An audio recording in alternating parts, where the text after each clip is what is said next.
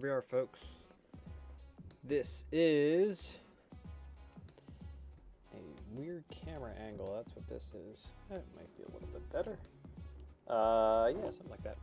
This is day 2, folks, of our Cheese League Baseball tournament. And, yeah, thank you for joining us a little bit later today. I was hoping to stream early this morning, so you could have early morning stream and some coffee or something like that while you're relaxing and getting your day started. Did not work out, so we are streaming right now. Yeah, so that's what's happening. So just a heads up too, all of the streams will be posted on our YouTube channel as well. So that is something that I'll be doing. So if you're watching this, or if you missed bits of this, check back in a couple days on our, we can watch here on Twitch obviously, or if you're if you want to watch it over and over again, if you want to watch it 3 months from now, it'll be up on our YouTube channel. So just a heads up on that.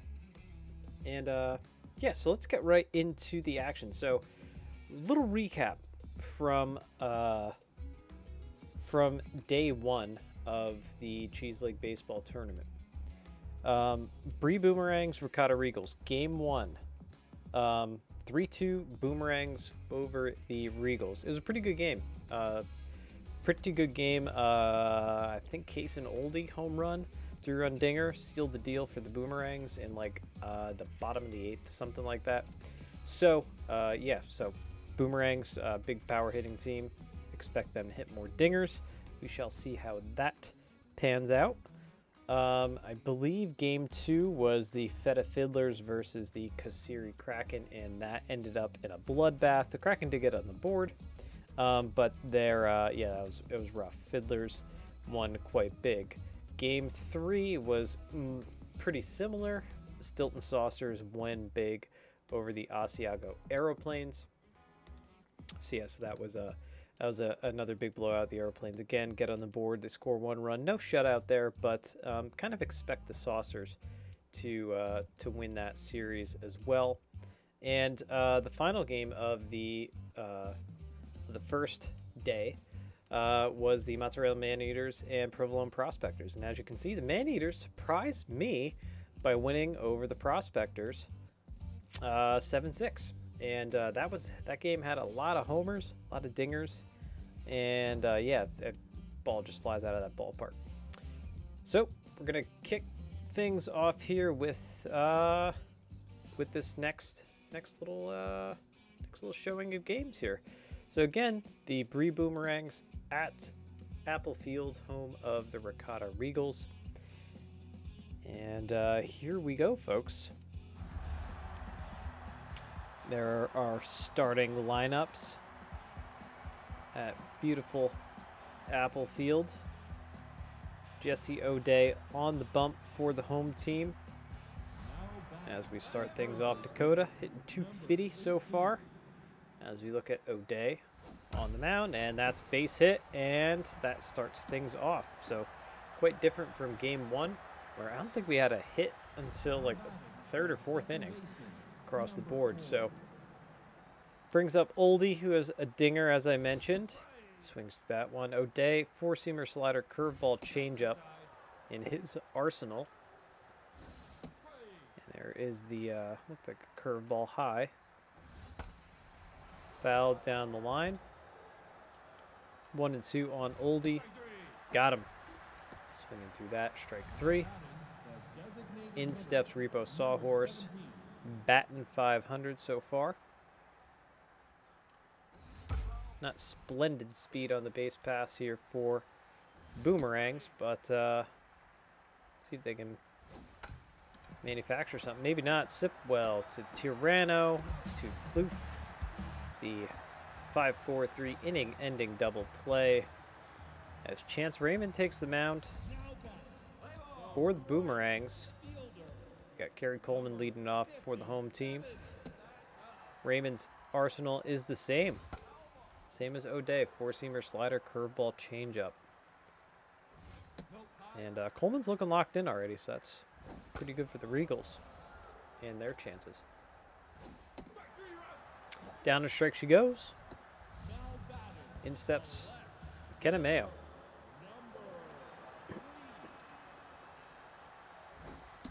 Appreciate you spending part of your Sunday night with us here on Geek Cheese. As I remember that my Seattle Kraken play at 9 o'clock tonight against the Avalanche. That one's hit the meter. She flips to Raymond for the out. And Ava Oliver steps in. Big power hitting, contact hitting bat here for the Regals. Up and away. 1-1. Chance Raymond sporting a nice little mullet. And big looping curve for strike 2, 2-2. And got her on the changeup. Down on strikes. Go to the top of the second. 4, 5, and 6 due up for the Boomerangs. In steps Freddie Mickelson. He's a big all-around player. I think he's an A-rated player here for the Boomerangs. Hitting 250 so far. And O'Day's kind of pitching around him. There's... Oh, I thought that was going to drop in for a strike, but it's a ball. And in steps Sally Meter now. With very good speed in the base pass. Mickelson runs quite well. Will you see a bunt or something? Maybe a hit and run? Who knows? Long fly ball deep into center field. Does that have a chance? No, it's off the wall. Oliver has trouble to carom. Going to third. And it is a triple, an RBI triple. And the Bree Boomerangs take the 1-0 lead.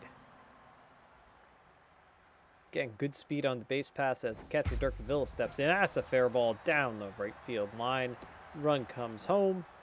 RBI single for Davila. 2-0 now. Bree Boomerangs. Now batting, the left fielder, number 7. Jonah Conrad steps in now. Looking tense thus far.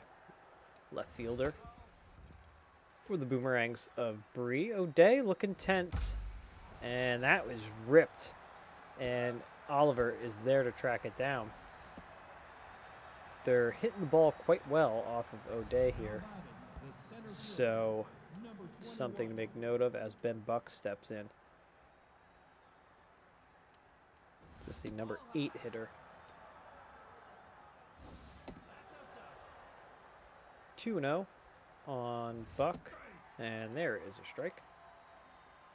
And a ball, 3-1. Full count now on Ben Buck. Dribbler to O'Neill. They try to turn 2. It's not going to happen. Gets the lead runner, though. That brings up Andrew Espinosa with 2 outs. Runner on first here in the top of the second. Boomerangs already 2 on the board. Hits and, ooh. Kenneth Mayo catches it on the hop. That was going to be a little shoestring catch, but instead just drops in. That brings up Dakota, leadoff hitter. Already has a hit today.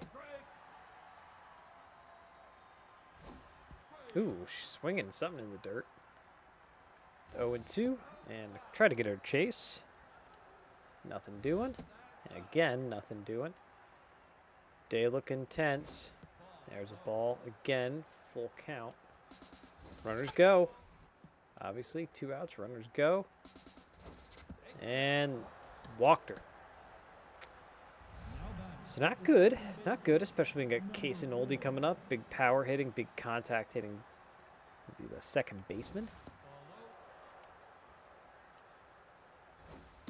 There's a ball in the dirt. 2-0. Ball outside. 3-0. And that one is ripped, but right at Oliver. Makes the catch. So the Boomerangs leave the bases loaded. They get 2, though. We go to the bottom half of the frame, and home team Ricotta Regal Beagles coming up. Dickie O'Neill steps in. 4, 5, and 6 due up for them. Raymond now working with a little bit of the lead. Down on strikes goes O'Neal. Now batting, the designated hitter. In steps 20. Vanilla Pudding Ralph Smith.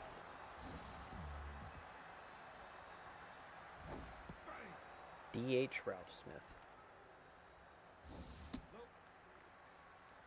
2-1. And now 3-1. Raymond's looking locked in. Composed activated. There's a strike on the outside part of the plate. Home crowd did not like it. Over to Oldie. Out. Number 2.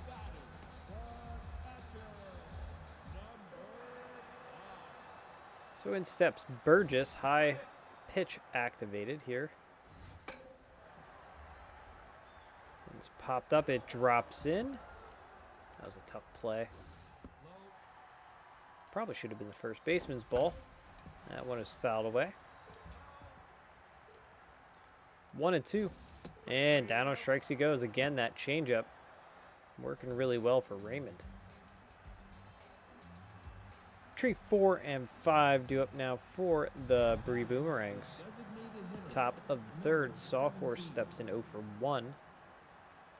Jesse O'Day still looking tense. See if he can make this a quick inning. And that's a quick out. Now batting, the shortstop, number 29. Inside.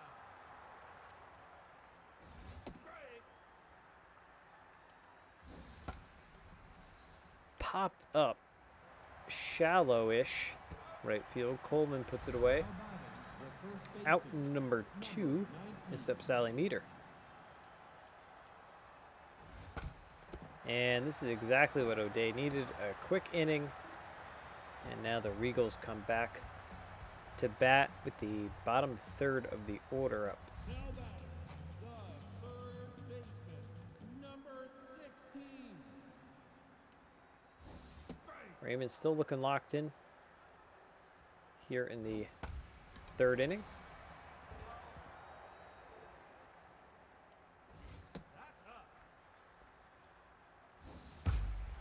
Base hit through the left side. So the Regals have a base runner to lead off the bottom half of this frame, and Rex Tirano comes in. This is first at bat, the second baseman for the Ricotta Regals. Good speed and base pass, but bad jumps is active.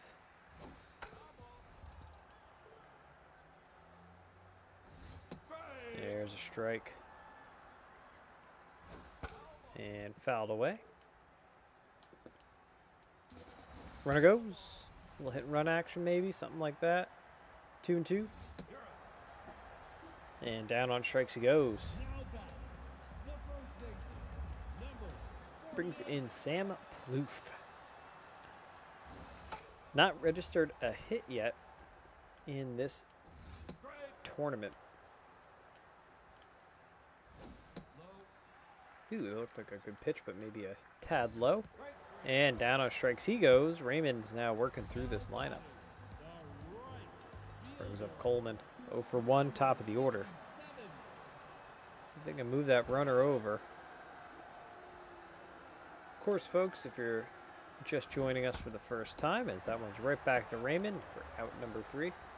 There's Para. Yo, yo, yo.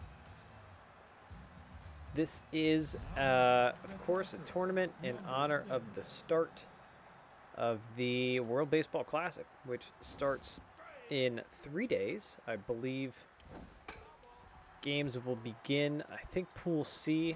Don't quote me on this, as O'Day just gets a strikeout. That brings up Conrad. Twitch has made viewing games interactive impossible. Yes. Yes, it has. The World Baseball Classic, I believe, first game is the 8th, 10 o'clock Eastern Standard Time. I believe on Fox Sports 1, Fox Sports 2, Fox Sports Channel, possibly on Fox itself. That's our number 2. Check your local listings. But that is why this is a tournament. It's all inspired by the World Baseball Classic coming up. That's a little hot shot down to Sipwell across the diamond out number 3. We go to the bottom half of the 4th. 2-3-4 due up here for the Ricotta Regals. Even checking stuff on Twitch was kind of tough. That being said, I had a heck of a time trying to remember things. Just trying to remember how to get into my account and how to look at my channel dashboard. As 1-2 tree she goes and steps Ava Oliver. It was all very confusing. It's been such a long time since I've done this kind of streaming. Normally it'd be like recording and just uploading to YouTube or something. Down on strikes. Dickie O'Neill steps in. Dickie O'Neill, A- rated player. Not very effective thus far for the Ricotta Regals. Chance Reedman's out there looking locked in and just really, really pitching well. Mowing down these Regals hitters. That one's to Mickelson. And that is out number 3. 9, 1, and 2 due up for the Bree Boomerangs. Andrew Espinosa steps in. But it does feel good streaming again. Feels pretty fun. I like this stuff. That one's hit into right field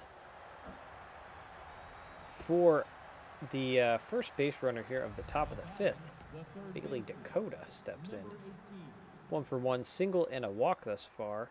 Good speed on the base pass for the Boomerangs. Let's see if they can get some insurance runs.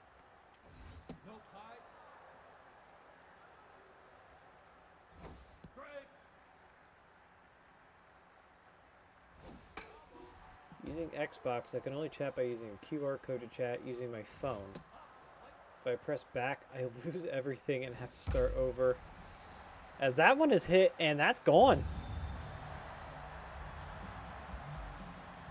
Little 2-run ding-dong here. 394-foot shot for Bailey Dakota. First home run of the tournament.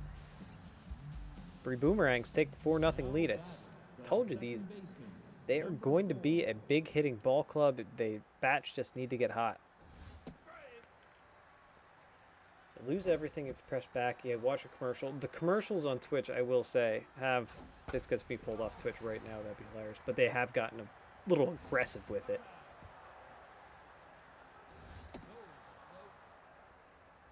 Super Mega Baseball 3 is the best baseball game ever made. And I played a lot of RBI baseball back in the day. As the home run is followed up with a walk to Oldie, who had that pretty much game-winning hit. Game-winning 3-run drive for the Boomerangs yesterday. Yeah, Super Mega Baseball 3 is the shiznit. 1 and 2 to Sawhorse. No outs here, top of the 5th. And pounded him inside. Strike 3, that brings up Mickelson. Surprising, we are having a pitching change. Beringer coming in. The Submariner, we already saw him yesterday out of this bullpen. He was kind of all over the place. You can see the elevated ERA. A high fly ball. Can of corn out there, though, for McKenna Mayo.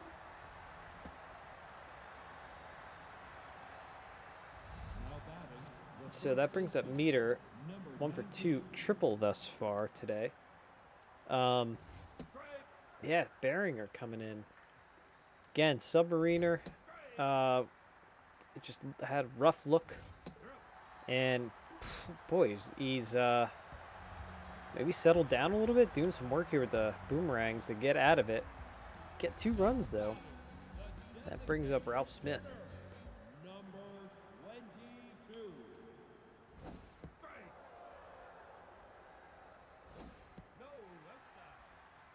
Raymond's still looking locked in there as Smith hits one right up the middle.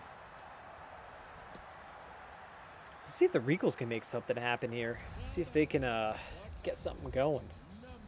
Byron Burgess steps in. high and outside called strike. Don't know if I agree with that.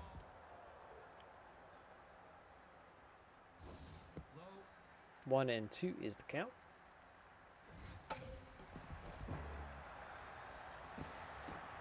Nice recovery there by Meter at first to get that out. As the runner advances, so a runner in second as Eric Sipwell steps in. There's a ball in the dirt, 1-1. Popped up. Meter should be there. She is. And of course, there's no run there. But that makes it 2 outs. As Tiranov steps up. Tyranno? She would say it's tyranny, but Tyrannosaurus. And down on strikes he goes. I don't know, pick your poison there. However you want to say it.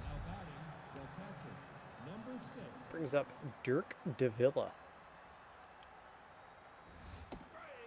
Played softball with the Dirk once. Actually, I think about it. No, his name was Derek. I was going to say Dirk was one of our best catchers on my ball team when I played, but his name was Derek. And here's Jonah Conrad, 0-2, runner on first. His name was Derek, and he also had no front teeth. Fun fact. No front teeth. He's a big dude. Built like a linebacker, but this is popped up to shortstop. O'Neill's there. No front teeth. Built like a linebacker. Hell of an arm. And best catcher I ever threw to when I was a pitcher. All right, what does this say? Something.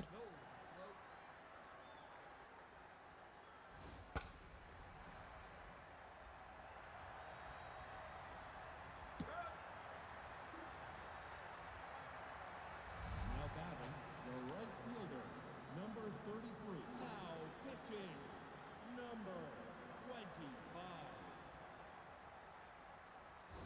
That's down. I just broke something. Thank you, moderator, for that. The deletion of that chat, the banhammer. Boom. Ooh, that is gonna hurt no matter who you are. And let's see. Let's see if Lallier stays in. She does, looking rattled, looking hurt. That is painful. Pitching change happened while I was trying to figure out all that stuff. Yeah, so O'Day's out, Lallier is in.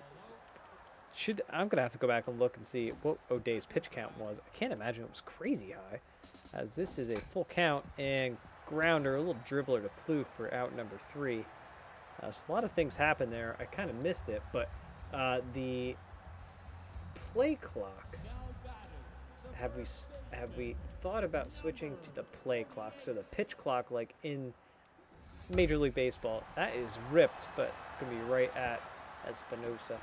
So the pitch clock that is new this year in the majors, I think it's something interesting. It was like 50 or 60% of the major leaguers have already played with the pitch clock in the minor leagues. It has been in effect in the minor leagues for quite some time, maybe like 4 years.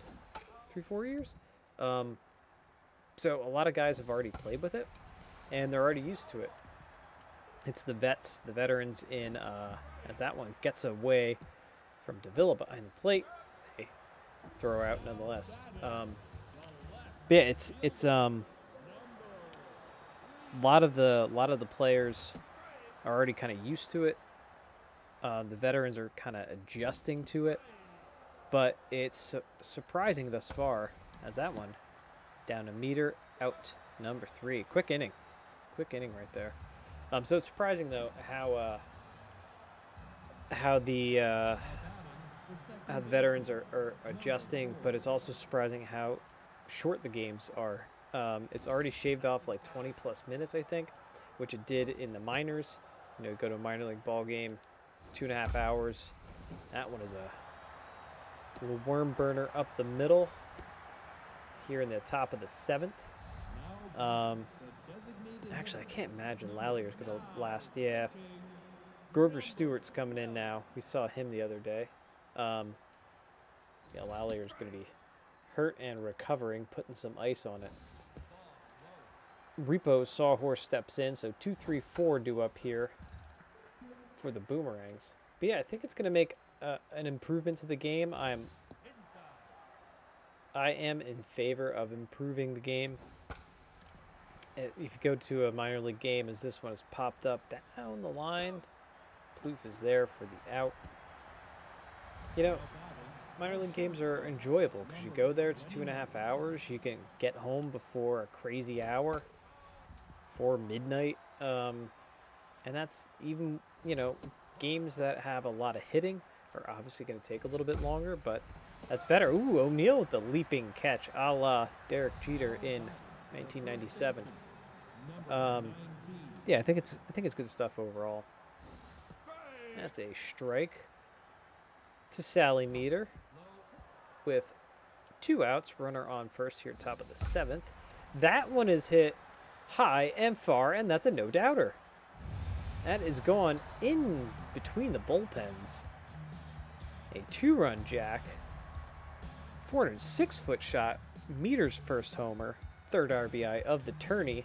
6-0 Bree Boomerangs. Now batting, the catcher, number 6. Yeah, rule changes about shifting the outfield in the major leagues. So previously, as that one is going to get down in the corner for extra bases for sure. Dig in for 2, and he's going to get in there safely. So previously in the majors, you were able to shift your infielders, so you could have 3 infielders. So everything's analytics nowadays. So if a guy is more prone to pulling the ball, as that one gets away from Burgess, runners. Oh, I thought the runners were going to advance. That would have been a first. If he was safe at first, that would have been the first time I ever saw it in Super Mega Baseball. As we go to the bottom of the 7th here, short 7th inning stretch. So if previously, if a guy's more prone to pull the ball, you could say a lefty's more prone to pull the ball to the right side of the field. You can have 3 guys on the right side, 3 of your infielders on the right side. A lot of times they'd throw a guy in short right field, and pretty much what that did was it took away any pull ball hit from a pull ball hitter. As down on strike she goes. So, you know, three players on the right side or left side, 1 player on the opposite side. You know, there's always the theory that you could just bunt to the opposite side, and the Meter fields that one. And, ooh, okay. Little error there made by Raymond, who was just on fire, but is now looking neutral. This is his 90th pitch. They're going to test Davila's arm, and safe. So Regal's trying to make something happen here. Pretty much long and short of it is that they took that away. So you have to have players, you have to have 2 infielders on either side of second base at all times. And I believe they have to have their feet on the dirt. We got guys playing at the very edge of the dirt, but they have to be on either side of second base. So nothing happened here for the Ricotta Regals, as that inning was uneventful. They left a runner stranded on second base. 8-9-1 due up for the Boomerangs. So what that will do, hopefully, you know, the shift took away a lot of hits. So the theory is that this will increase hits, increase balls in play. More balls in play equals more action. More action equals better product on the field. As that one is ripped, and that's gone. That one just got out. That was a quick home run. 402 foot, I thought for sure. Ben Buck, first home run, first RBI of the tourney, 7-0 now. Bree Boomerangs. Thought for sure that was going to be like a 380-foot shot or something. All right, Stewart is out. Daryl Dingo Acher Baby steps in. First time we're seeing him. That one drops right in front of O'Neal for out number 1. So more balls in play, more action, more eyes on the game. Should be a better product. Also, you know, quicker pitching, quicker hitting with the pitch clock. Yeah, also bigger bases. So the bases are now 3 inches wider. So that is different. The bases are a little bit bigger. They're also not as domed as they are. If you ever seen a Major League Baseball base, they're a little bit domed. So down on strikes he goes. A little high and outside call. I don't agree with that, but that is what it is. So they're hoping that the bigger bases will mean that guys will encourage more stealing. More stealing, again, more action on the field. You know, that's what, 6 extra inches or 3 extra inches, however you look at it, in the base paths could mean you know, close. What would have been close calls or would have been guy just got tug out. Now he has a stolen bag, so this one is popped down the left field line for an out. So that's another new one. They tested that out last year, possibly the year before in AAA. I don't know the data on it, but obviously they just implemented it. So yeah, a lot of changes to the game, and down on strikes he goes. A lot of changes to the game, but I think good changes probably overall when you really look at it. I am of the opinion that I love baseball so much, but they change other sports, as that one is tanked, but it's a mile high, and it's going to be an easy out here for Ava Oliver. As Freddie Mickelson steps in. 0-for-3. Mickelson's kind of a big dud here for Boomerangs thus far. Yeah, so, you know, when the NHL had their strike, what was it, 10, 15 years ago, something like that. Well, actually might have been more recent than that. They came back and they changed a lot of things, like the new overtime rules in hockey, the new way in which overtime is played, the shootout, all that kind of stuff came in after the strike, and they changed some of the fundamentals of the game and how things work out. As this is the high 4-3 inning-ending double play, and this is the Regals' last chance. So that kind of changed things in hockey. So sports need to evolve. They need to change. Baseball is very resistant to change a lot of times. So it's already working in the minors. Why not bring it to the majors? A lot of the guys have already played with it in the minors. So let's try things out. And you should absolutely start watching baseball, Luke. Phillies look great. Got Trey Turner in the offseason. Let's get everybody excited for the Philadelphia Phillies. Why not? Let's look at Trey Turner's slash line from last year.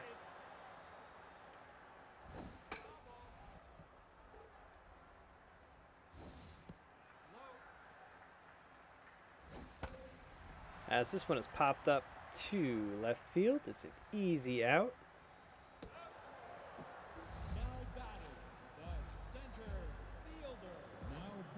And we're going to have Browline step in for Raymond, who pitched a hell of a game. He's going to be in the tops for sure in terms of the top 3 players. And this is the last chance here for the Ricotta Regals. It's fouled away. Trey Turner, 298 last year batting average. And that is grounded to Oldie.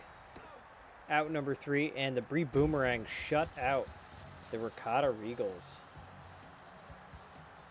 Let's take a look here. Trey Turner slash line, 298 batting average, 466 slugging, 809 OPS, 121 OPS plus, where 100 is average. He was at 121. OBP is on base plus slugging, 343. That OPS is very good.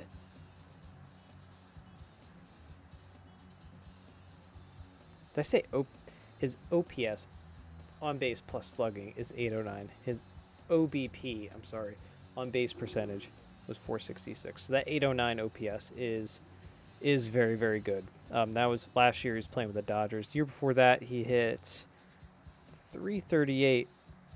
Oh, actually, no. Yeah, he split his time between the Dodgers and the Nationals. I forgot about that. Either way, they got freaking Trey Turner. I mean, come on. Like, come on, Phillies. Come on. Repeat. Go back to the freaking World Series. It's exciting. He's gonna be a great player. Harper's out for a while, with I think Tommy John, but nonetheless, they got some good players. 7-12-1 here to 0-2-0. The Ricardo Regals get shut out. As we take a look at the batting stats, the home runs coming from Dakota, from Meter, from Ben Buck. On the Boomerang side, Raymond with the win, 13 strikeouts. That's pretty darn good. O'Day with the loss. Look at these inflated ERAs here. That's pretty rough. And of course, Chance Raymond, 8 2/3, 2 hits, 13 Ks. Beautiful outing. Meter and Dakota also get the shout-outs. So that means is that the Bree Boomerangs, well, if you'll note in our broadcast yesterday, I did pick to win this first series against the Ricotta Regals. They are already up 2-0. As we go to the next game is the Feta Fiddlers. Let's take a look. Feta Fiddlers versus the Kasiri Kraken. Kasiri, we learned yesterday, is a cheese, is a goat milk based cheese, I think. That's what we learned yesterday. Let's go watch this game. Back at beautiful El Viejo Stadium. The Kraken did not fare too well yesterday against the Feta Fiddlers. They lost quite big, actually, but we shall see what happens today. We look at the starting lineups.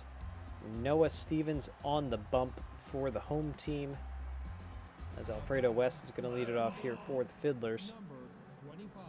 Kasiri Kraken's uniform is pretty dope, if I do say so myself. Obviously Kraken, yes, as we were all Kraken fans in the chat, and they play the Avalanche tonight, who I should know. I think we're still at the Seattle Kraken, as this one's grounded to D'Angelo at third for out number 1. I believe the Seattle Kraken, as Everly Harris steps up, hitting 500 thus far.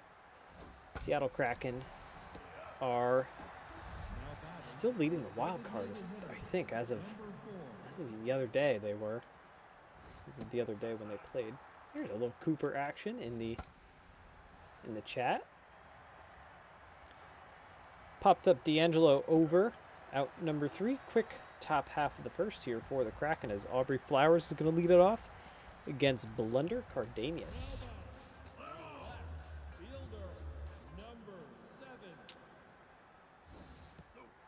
Cardanius, and we will get to Kraken side of things too with this, but the Cardanius, his arsenal, 4-seamer, 2-seamer, changeup, curveball, and also that screwball, which that looked like the screwball right there.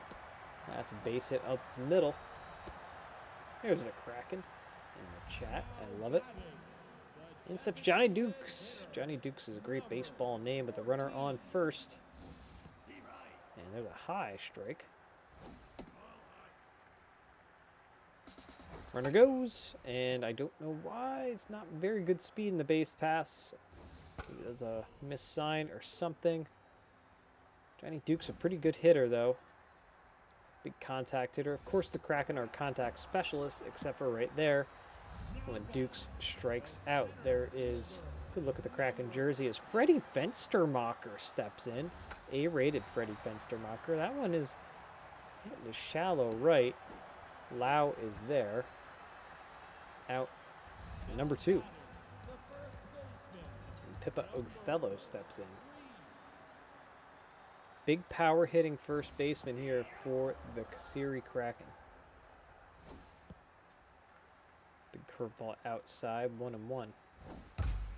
Grounder up the middle, just past the diving Layla Hogan.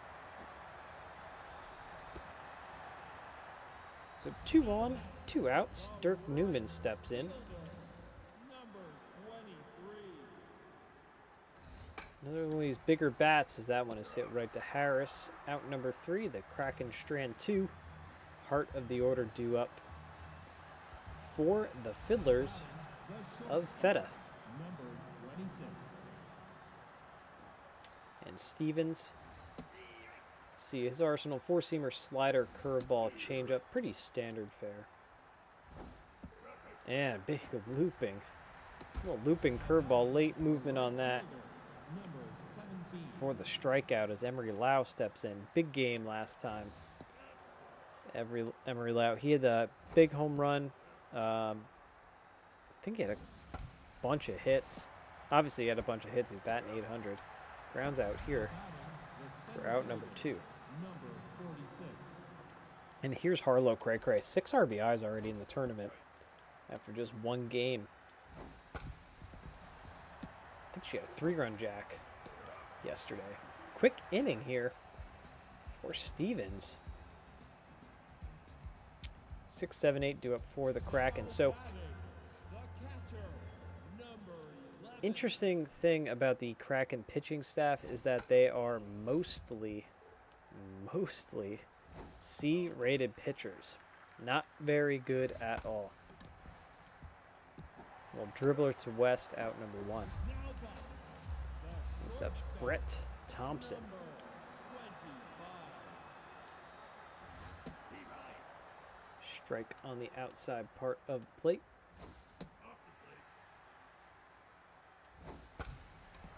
And this one's going to drop right in front of Carter for a base hit. Now batting. Runner on first now for Doyle. Baseman. Number 55.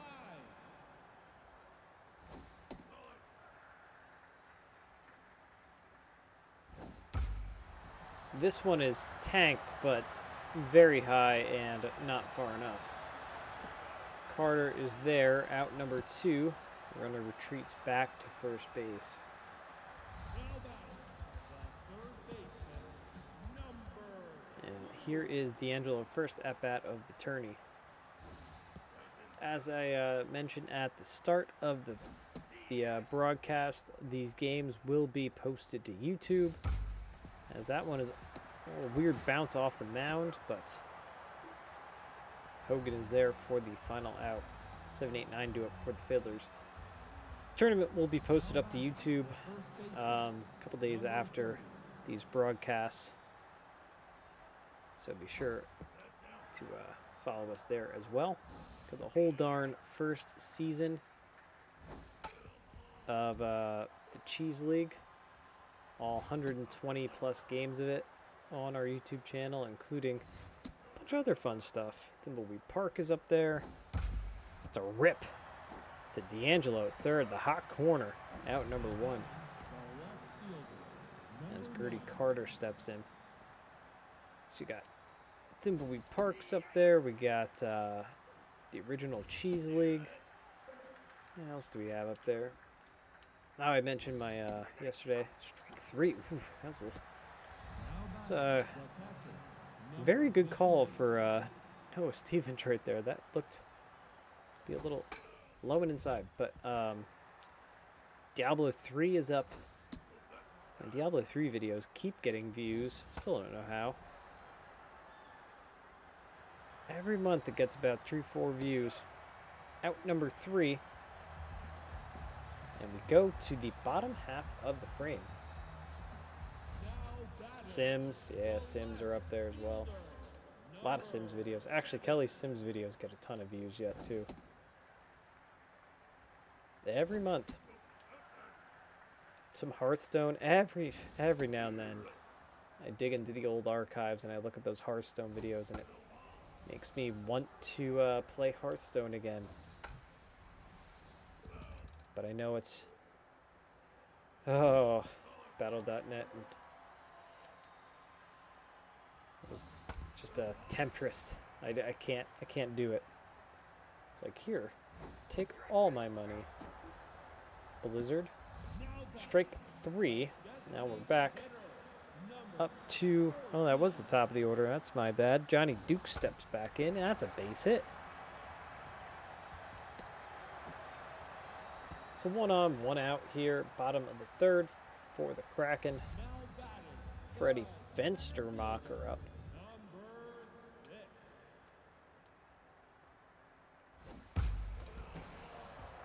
Yeah, it's that screwball that they're just jumping on.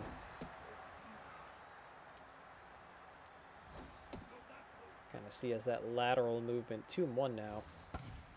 Looping curve. Tapia to Hogan for the 3-6-3 inning-ending double play. Top of the order due up for the Fiddlers. Now batting, the second baseman. As Alfredo West steps in. 25. Diablo 4. Sorry, Diablo 4. I can't read my Roman numerals. So that one's popped up. Flowers. Diablo 4 open beta March 17th. I think I do remember seeing something about that. I have Diablo 2 as well that I've been really thinking about getting into. After the Cheese League, I think I'm going to be streaming that one is up the middle for a base hit. After Cheese League ends, the tournament ends, I believe I will be streaming some, it's a game called Whispers of the Machine from the same publisher as Kathy Rain, another game that's up on the YouTube channel. Point and click game as 1 and 2 goes the count to Rose Bobbert, now 2 and 2. Looks pretty good. Kathy Rain was an excellent point and click game as Stevens puts that one away. And Hogan steps up. 26.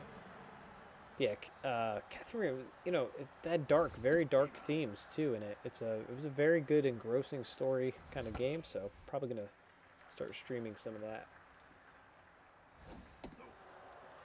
1 and 2 is the count on Hogan. Ball way inside. 2 and 2. Fouled away.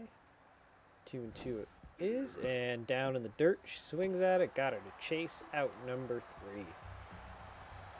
The bottom half of the frame we go. Heart of the order due up for the Kasiri Kraken. Gonna have to maybe check out that open beta for Diablo 4.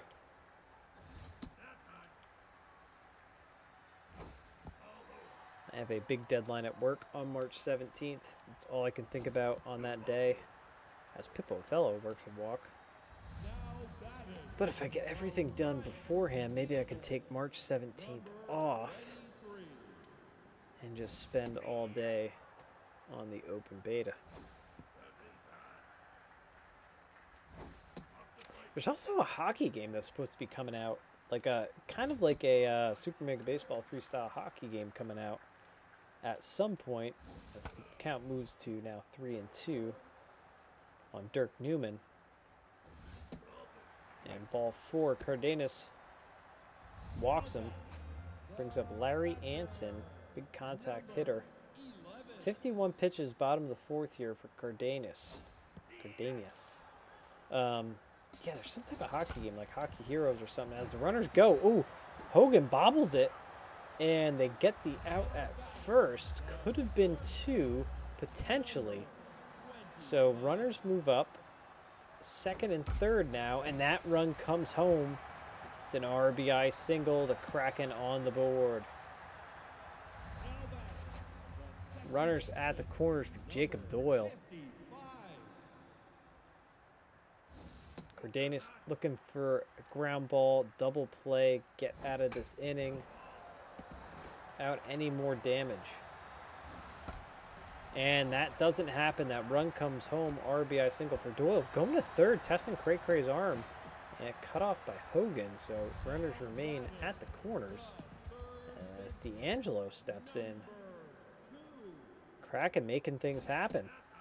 I did say in my prediction yesterday at the start of the stream, and also on our website, geek-cheese.com, my rundown of all these teams, that Kraken would be a base running type of team. Look at this. Look at this.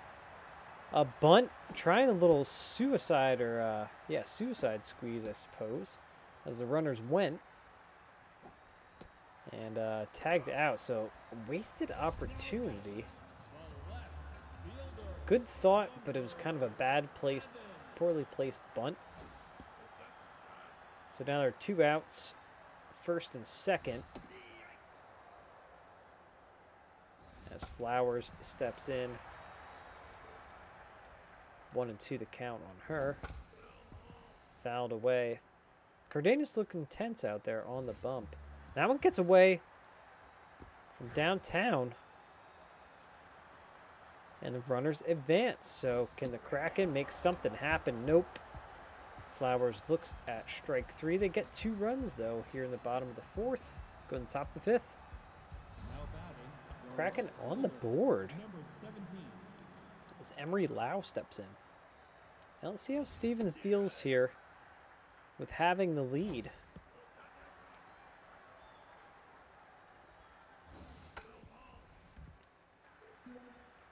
Part of me wants so bad to get back into Magic. So bad. But I just can't. Such an investment, and I can't do it. Same thing goes for like Hearthstone. Probably can't do it. Probably find it easier to hop right back into Hearthstone. But maybe it's a lesser barrier to entry. As there's a strike on the outside part of the plate to Cray Cray. She rips that one past the diving Othello. And there's a base runner for the Fiddlers. Messiah Tapia steps in. Good speed on the base pass here for the Fiddlers. And that's a rip right through the left side. So 2 on, 1 out. Top of the 5th, Gertie Carter steps in. Gertie Carter sporting a Jim Larratt's style of stance. Very distinct batting stance. Little squibber. Did they not get the out there? What happened? What a defensive blunder there by the Kraken.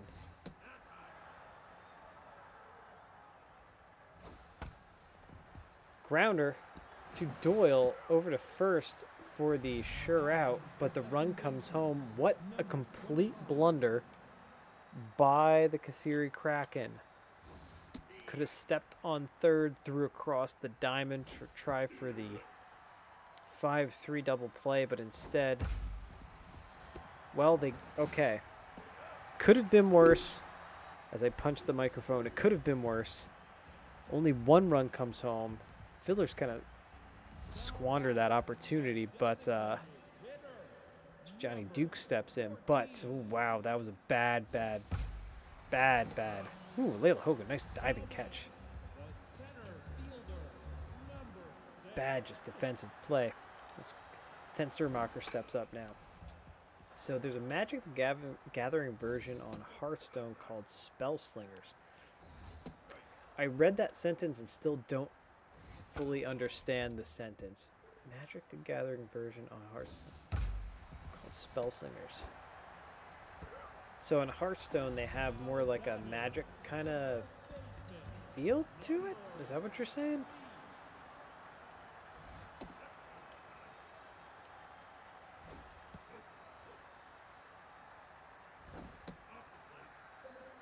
There's a Magic Gathering version of Hearthstone called Spell.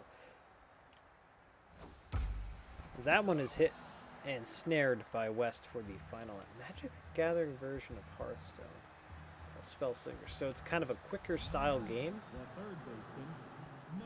So it's a quicker style game that you pull up. Do you already start with mana and you kind of pull up and everything? Kind of like the gems in Hearthstone. That one's just in front of the warning track for out number 1. As Rose Bobbert steps in. We are in the top of the 6th, everyone. Kasiri Kraken leading the Fed of Fiddlers 2-1. As Bobbert steps up.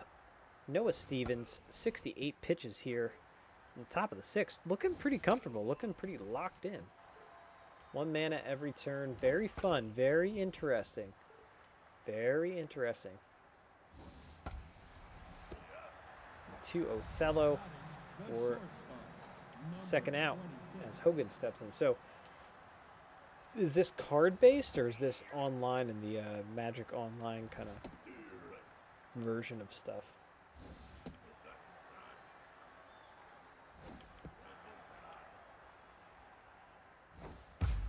That one's ripped down the line. Foul. Magic Online, yeah. To D'Angelo across the diamond, out number 3. Bottom half of the frame we go. 5, 6, and 7 do it for the Kraken. It's a mobile game. Interesting. That's how Hearthstone kind of started, right? That is fascinating. I might have to check that out.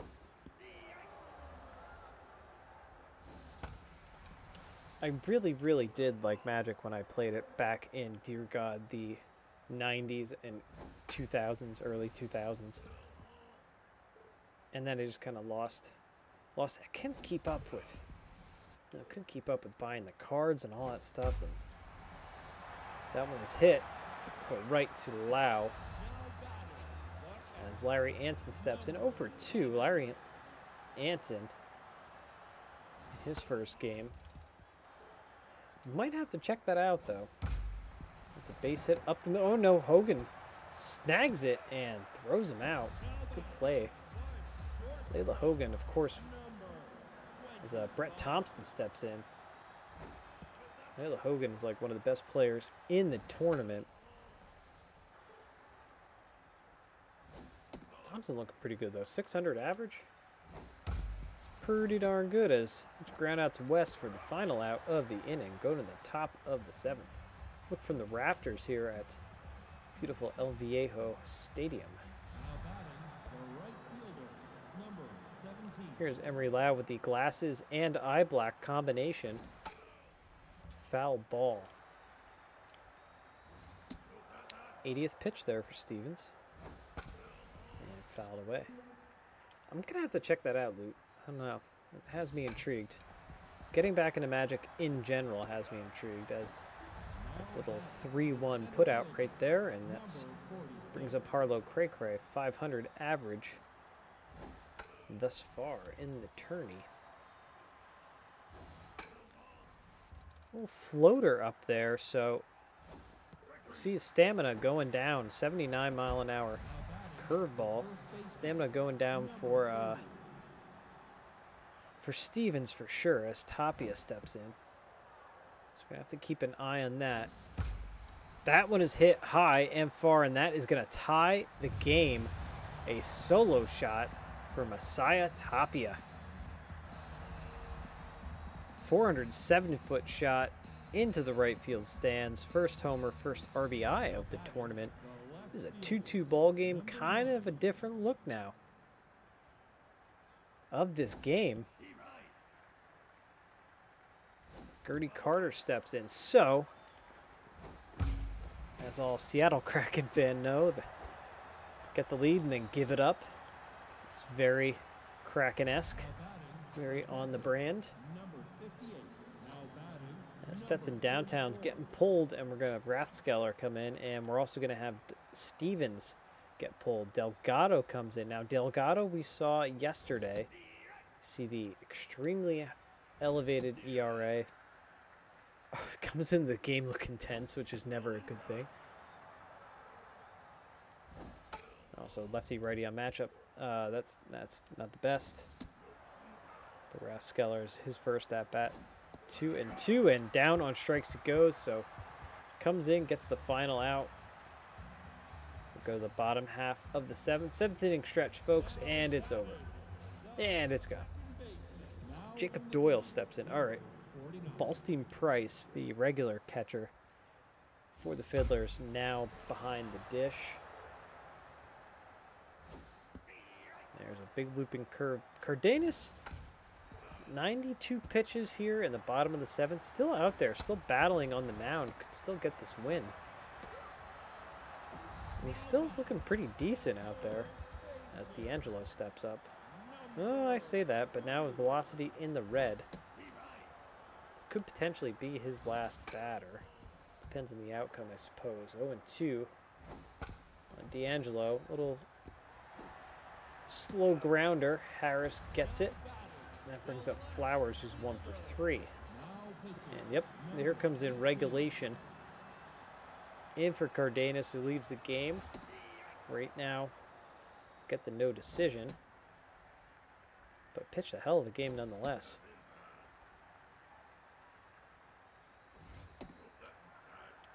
Three and 1. And that one is fouled away. 3-2 now to Flowers. And Goddard chasing high and outside Cheddar.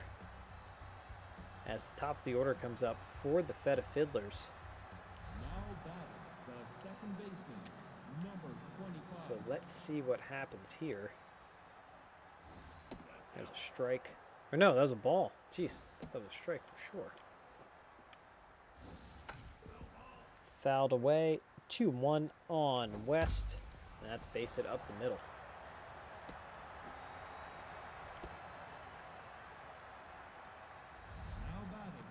Brings up Harris 1 for 3 today.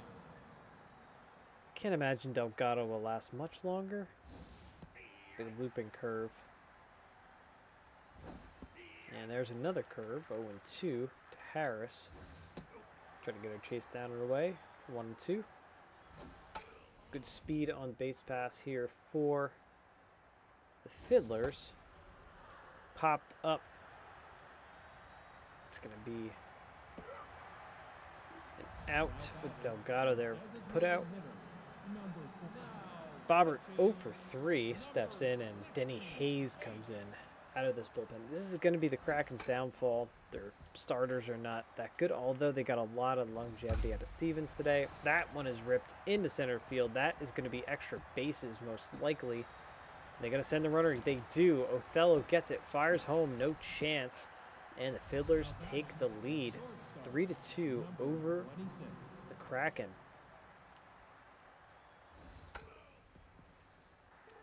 So 1 out, runner on second. Layla Hogan steps in, big power hitter here. Slams that one, but foul. The pitch, and got her chasing high and outside. Good pitch. Emery Lau steps in 0 for 3. See if the Kraken can get out of this inning. That one's fouled away. 1-1 is the count. 2-1. And fouled away again. Low and inside. 2-2. And right at Fenstermacher for out number 3. So they get out of it. They give up a run, though. 2, 3, and 4 due up for the Kraken in the bottom of the 8th. See if they can battle back.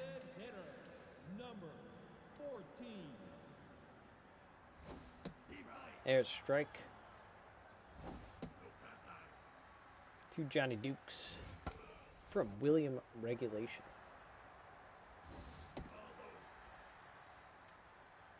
I believe he's a B-rated player.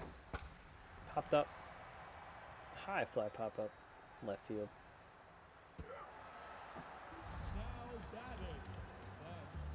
Brings up Freddie Fenstermacher. Just love that name. It's a very baseball name. Love the names that they give these guys in Super Mega Baseball 3. I don't know why I just went to that on my phone. That one is ripped into center field. That's going to be extra bases for sure. Gets all the way to the wall. Good speed on the base pass. Going for 3. Digging, digging, digging. And in there, Freddie Fenstermacher with a triple. Pippa Othello steps in. 1 for 2. Single and a walk. So let's get that run in crack and tie this ball game up. Yankees won today. 10-6 over their Braves in spring training. Excuse me, spring training play. Dear God, that came out of nowhere. So 2 outs, runner on third, good speed, and they strand the runner. Kraken cannot get him in. The triple is wasted. We go to the top of the ninth. Fiddlers still leading 3-2 over the home team, Kasiri Kraken.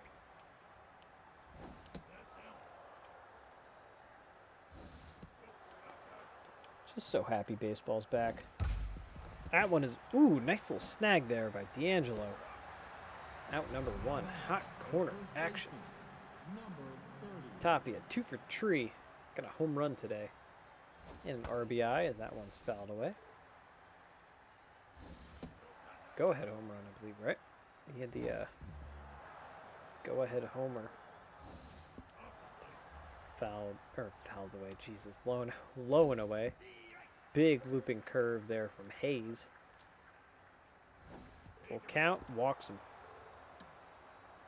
All right, double play gets out of it. 1 for 3 is Gertie Carter on the day. See if Hayes can induce the ground ball. Not going to do it by throwing up high like that or like that. 1-1. This could be it. Othello to Thompson to Othello, the 3-6-3 inning-ending double play. Can the Kraken come back?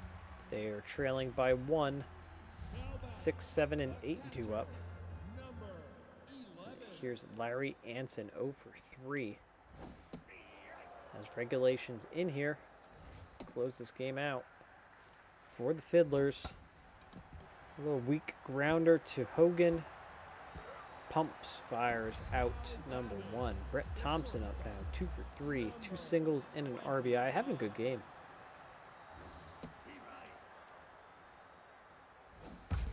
Ripped foul, 0-2 on him. Try to get him chased down and inside. 1-2. Got him to chase low and outside. Kasiri Kraken down to their final out now. Here in the bottom of the ninth, and Doyle swings through that one. And looks at that one a little outside. There's ball high, 2-1. And good eye, 3-1, didn't chase. Fouled away, full count now. Down to their last strike. Wow. That was pretty close. I thought that was going to be strike 3, but Tiffany D'Angelo steps in. The Pepperoni Bros. Oh, you'll see Spud. And that is out number 3. Game over. Fiddlers win over the Kraken.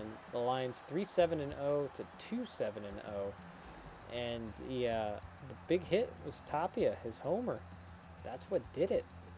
As we take a look at the lines, Cardenas and Stevens both pitched well. Delgado gets the loss. Regulation gets the win.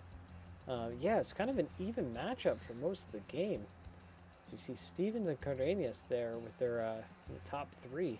But Tapia, his home run, that's what put them on the board and ahead. So now the Feta Fiddlers lead the Kasiri Kraken 2-0. As we're going to go on to the next game here, the Asiago Aeroplanes and the Stilton Saucers.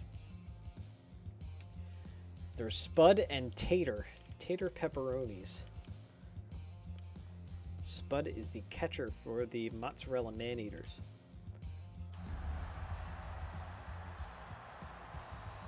Starting lineups here, Asiago Aeroplanes, Stilton Saucers at beautiful Red Rock Park.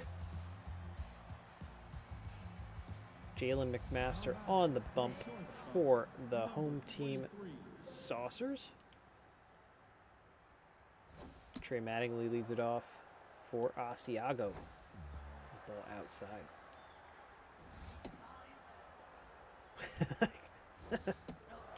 It got talked over. By whom? Whom was talking over you?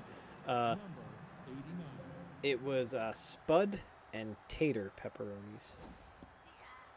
Spud is the younger brother of Tater. Ball in the dirt. Already a runner on first. So Trady Mattingly on first here for the Aeroplanes. Donna Francis up in against Jalen McMaster. Ball outside. That looked pretty darn close. 3-1. And again, they check on Mattingly because he runs quite well over there at first. Ball and two walks, right, to start the game. That's not good. In steps McIntyre. Four-seamer slider, curveball, changeup for McMaster in his arsenal. That's a ball high. Of course, see, not a big accuracy guy, and we can already tell that. Runners go. Double steal and safe. So second and third now. No outs for the Aeroplanes.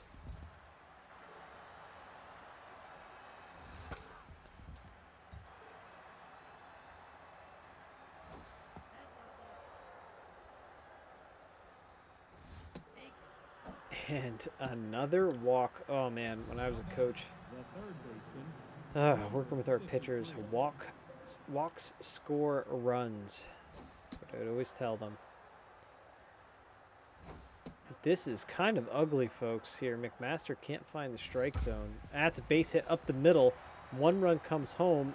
Two are coming home. Play at the plate. Safe. And it's a two-run single. 2 RBI single. And the Asiago Airplanes take the quick lead here. 2-0 on top of the first. Ball outside. McMaster's looking tense already. This is not good. Can they turn to Bracketeer to Miller to Schaefer for the 6-4-3 double play? Kobe Frown steps in now. 2 outs, top of the first. Runner, of course, still at third base. There's a strike. 2-1.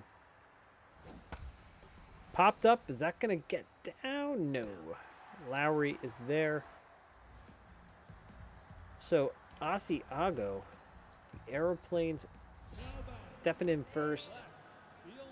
Stepping up first. I suppose they lead 2-0. Demetrius Span steps in for the Saucers. And that's a base hit up the middle. So the Saucers have a runner on. As here comes Schaefer. Tyrone Estes on the hill here for the Asiago Airplanes. 4-seamer, 2-seamer, as that one's fouled away. Slider, curveball, changeup in his arsenal. Strike 2, 1 and 2. And down on strikes he goes. Les Bautista steps up. Likes those outside pitches. That's a big curve from Estes for strike 1. Ball outside. 1-2 is the count. High fly pop up down the right field line.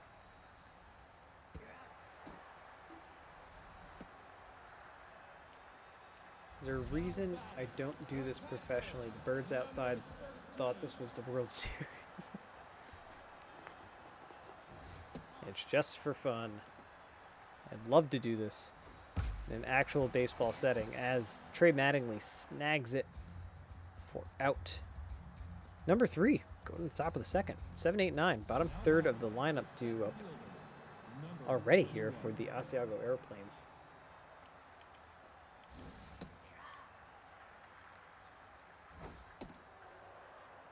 It'd be fun to actually talk over and broadcast a real baseball game as McMaster sneezes for some reason and causes a delay in the action. That would have been a pitch clock violation for sure. 2-2 is the count. It's Bugby. Now full count. Bet he walks him. No, he doesn't. Little dribbler to Miller, out number 1. In steps Butters Patrick. My dad played baseball back in the 70s. He had an afro very much like that, sticking out his hat. 1-1, and now 1-2. Maybe McMaster is finding a good pitch there. A little late movement. Maybe McMaster's kind of finding his footing here. Here's Grover Farkas. Kind of like a dog I know. Almost there. I just realized Grover Farkas's stance is that one's a base hit up the middle. Farkas's stance, he has his bat back, kind of like Chuck Knobloch style. It's weird. Number 23. That's a really weird stance. I'd never noticed that before. As Trey Mattingly, top of the order, comes up. Good speed on the base pass. Was that a pitch out? Yep. Good call. Testing the arm. He's safe. Farkas runs quite well. Farkalicious indeed. 3-1. Now 3-1 pitch. Now 3-2 pitch. And fouled away. 3-2 again. Grounder to Miller. He's been busy over there at second for the 4-3 putout. Bottom of the second we go. 5, 6, and 7 due up for the Stilton Saucers. Let's do something fun as Anson Cap hits a ball into right field for a base hit. And that's what I was just going to do, is look up. I don't want that. I want this. Grounded through just past the diving Farkas for a base hit. So 2 on now, nobody out, bottom of the second. Saucers are threatening as Garrett Peacock steps in. So Anson Cap is a pretty funny name because it's a reference to Cap Anson, who played for the Chicago Cubs. And that one is a shattered bat. Triangle there, bevy of humanity, all coming at it, but they get the out. Oh my God, he played for so many years. That one is hit, but that's going to be right at Frown. They get to test the arm. They're not. And good call. And Ari Miller steps in with 2 outs, 2 runners on. Bottom of the second. See, Cap Anson batted. I guess was the dead ball era, technically. He batted .334 in his whole career. I love Baseball Reference because now they have OPS Plus for these guys. It's amazing. Wait, did he hit 3? Yeah, 334 as that one's a grounder to Farkas for the final out. So 2 runners stranded there for the Saucers. 2, 3, and 4 do up for the Aeroplanes. Cap Anson hit 334, 394 on base percentage, a 447 slugging percentage, an 841 OPS. Only, oh no, a 142 OPS plus. Again, where 100 is average. Again, this is the dead ball era, but he is a Hall of Famer. Cap Anson is. 94.3 WAR. Pretty good players. Bracketeer barehands it, fires over for out number 1. In steps Ash McIntyre. So McMaster may have settled in here, may have found his rhythm. Trying to work out the kinks with his off-speed pitches. Fires a fastball, a 92 right there. That's a foul ball. 2-2. And strike 3, McIntyre. High and outside. All right, in steps Miguel Russell. So Russell is, as you can see, power versus righty, contact versus righty, activated. He should be just jacking this ball towards South America. Instead, he lines out to Schaefer for the final out of the inning. Top of the order due up for the home team.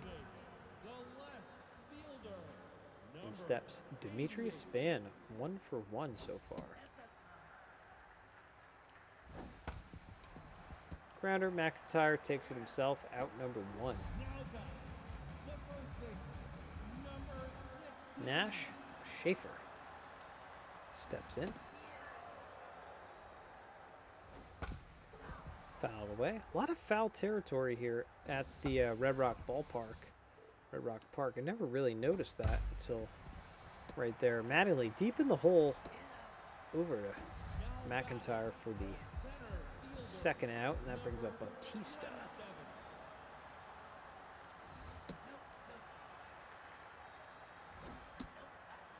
The dogs were going nuts, by the way. They smelled Fergie and Charlie on me today. Got home, they just like would not let me alone. That one is just past the diving McIntyre, gets into right field, so a base runner here, two outs, bottom of the third. Cardio Wilson steps up. Let's see what happens. Great speed in the base paths here for the Saucers.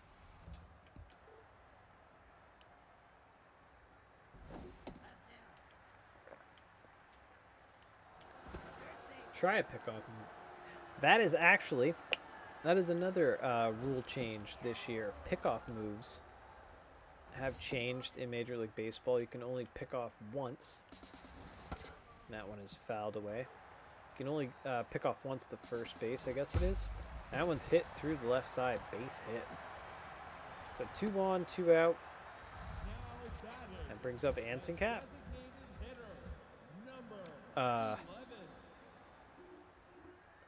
Yeah, something with the pickoffs has changed as well with the number of times that you can throw over to first.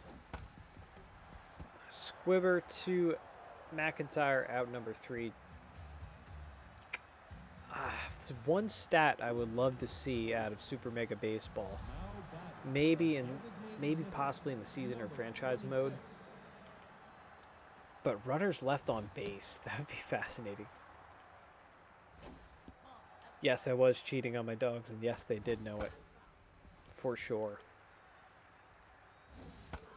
That one's fouled away. We actually had a scare with Rosie today. She slipped her leash and just started running away from us in the alley.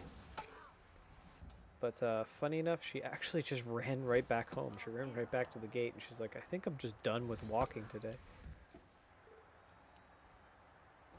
Full count, walked her. It'd be interesting to see how many walks McMaster has at the end of this game. At least up to 7. Does it say there? 4. 4? Really? Only 4?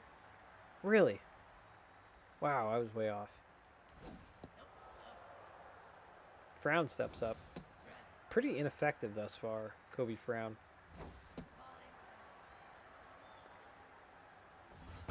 And fouled that one away. Popped up, right back toward us in the booth. 2-2. Ball, try to get him chase. Full count. Throw over to first. I forget what that rule is. Something about throwing over to first. Ball 4. So 5 walks for McMaster, as that brings up Bugby. Let's see, the right field, center fielder today. Past the diving first baseman, bases juiced now for the Asiago Aeroplanes. That brings up Butters Patrick. He's 0 for 1, has yet to register a hit in the tournament. Big opportunity. That one gets away from Wilson, and the runner comes home. It's 3-0. Asiago Aeroplanes. Runners move up 90 feet. McMaster looks the runner back, gets the out at first, brings up Farkas. Look at that weird, look at his bat. He's like leaning his bat back. That one sneaks through the left side, and it's an RBI single for Farkas. 4-0. Aeroplanes lead it. And Trey Mattingly steps in.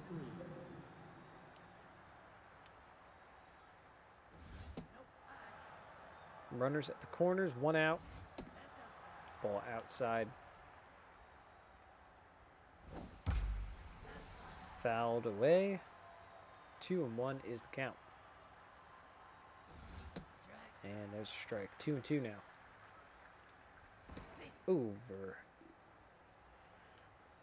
To first they throw. And that's a foul ball. 2-2.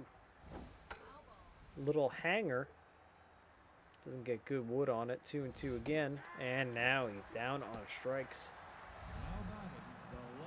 Chest level cheddar right there by McMaster. Donna Francis steps in. Donna Francis, middle of the road kind of player, but again, another one of those ineffective Aeroplanes players. That one goes off Wilson. And base would have been stolen anyway. Good speed on the base pass, but Wilson having some trouble again. Behind the plate. Maybe a cross up in signs. McMaster's accuracy is just wreaking havoc here on this play. And I have a feeling he's going to get pulled right here. As McIntyre steps in. The base is loaded. Yep. Kirkwood comes in. It's kind of sad when you've played a video game so much that you can kind of project or predict what the algorithm's going to do. That's pretty terrible. Kirkwood has some pretty sweet mutton chops, as that is a pop-up, high pop-up to span out number 3. Base is left loaded, but the Aeroplanes get 2. They lead at 4-0. 6, 7, 8 due up for the home team. I've just played this game so much. I know exactly what the algorithm's going to do. When it comes to pitching, once it gets down into like the red, certain situations, that is hit quite well. It gets over the head of Kobe Frown. I kind of misplayed that. It's kind of a spacious ballpark too when you look at it. In steps Garrett Peacock.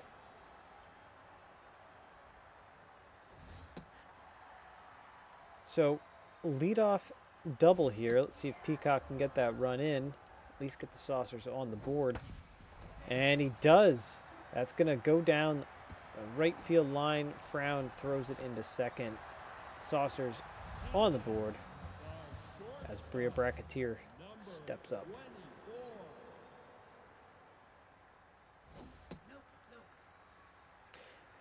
Bria Bracketeer is like, it's kind of hard to distinguish between her orange uniform and the orangeness of her skin. Oh, that was a weird little hop that took the Farkas, allowed him to get the double play there.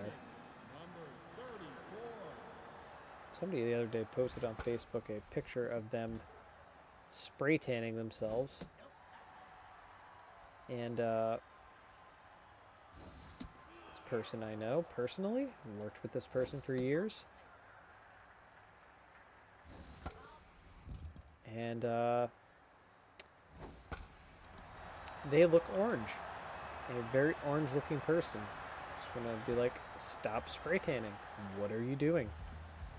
You would look more normal if you didn't spray tan yourself. But people still do it. Don't understand it. Brings up Miguel Russell here, top of the 5th, 4-1. Asiago Aeroplanes winning thus far over the Stilton Saucers as Joey Kirkwood back on the mound, and that one's a pop-up to third base. Who's that over there? Peacock. Yeah. Sherry Droop steps in.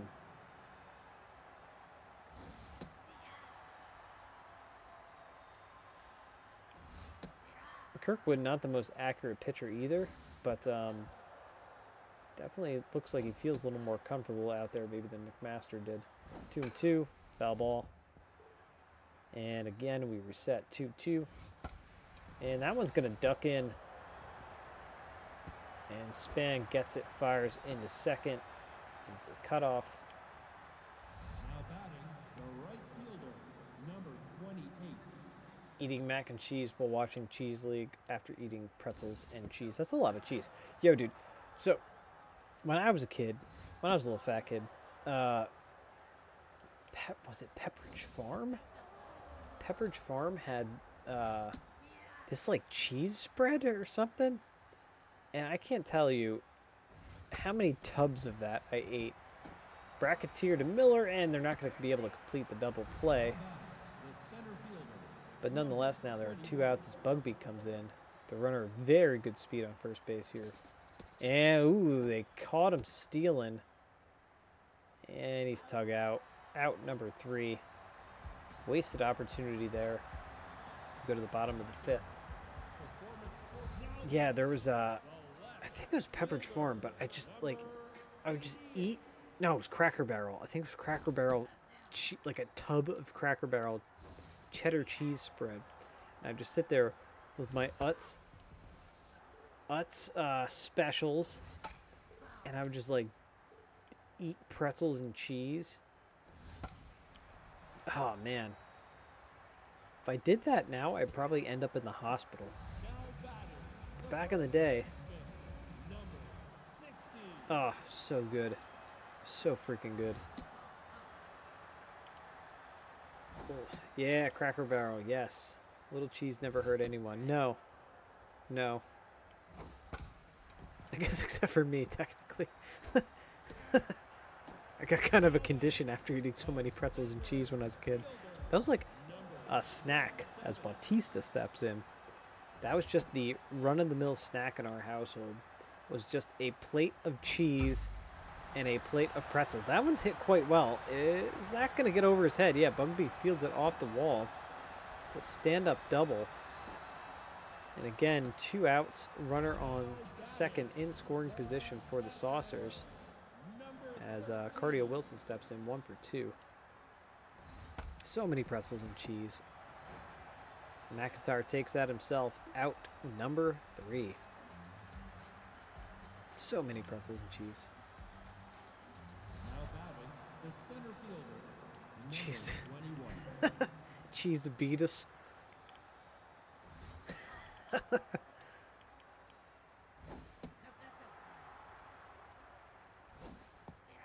I'm Wilford Brimley, and I got Cheesabeatus.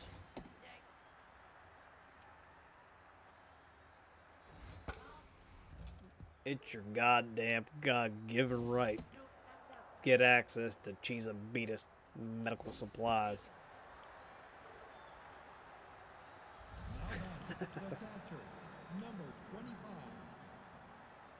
Wilford Brimley. He was in one of probably, if not the best, one of the best baseball movies ever. Tied back into baseball, The Natural. Should have been a farmer, Red. My mom said I should have been a farmer. He's out there managing the horrible New York Knights. 3-1, Butters Patrick looks at ball 4. The crowd did not appreciate that call. But there it is as Grover Farkas steps in. 2 on, nobody out. Seems like the aeroplanes this game always have at least a couple runners on and always no outs. That one is going to duck in. A little ducker there. And Farkas with an RBI single. Runners at the corners. Nobody out. Trey Mattingly up. It's a pretty good lineup that the aeroplanes have. Up and down. As Mattingly swings through that one. It's been not a very effective leadoff hitter. Runner goes. Farkas steals it easily. Wilson doesn't have an arm at all behind the plate. That one is tanked. High and far and no doubter. That is gone. Trey Mattingly after. I just say he is not an effective leadoff hitter. 428-foot jack. First homer, third RBI of the tourney. Makes it 8-1. 8-1. And that chases Kirkwood from the game as Whitley steps in. Josiah Whitley. And Peacock. Hot corner snare. Out number 1. His best role, Wilford Brimley's best role, was in the critically acclaimed Star Wars spin-off movie, Battle for Endor. This is correct. As that one is hit, splits the outfielders. Francis going for 2. No, I'm sorry, it's Ash McIntyre. It's my bad. So, runner in scoring position again. 1 out as Miguel Russell steps up. I'm not even sure Wilford Brimley was playing a character in that movie. Or a role. I think he just like wandered onto set and just played Wilford Brimley. Pretty sure it was just him. Like, oh shit, we cast I don't know. Cast Bill Pullman in this role for some reason. Wilford Brimley is here, so fuck it, roll the cameras. I don't know. He's It was either that or Wilford Brimley played the same character in every movie. Like Wilford Brimley's character in The Battle for Endor was also the manager of the New York Knights in the movie The Natural. Which is also quite possible. The designated hitter, number 11. By God, Red, I should have been a farmer. I should have been a moisture farmer. Little bunt there by Anson Cap. 1 and 2 is the count. And down on strikes he goes. Did not like that call.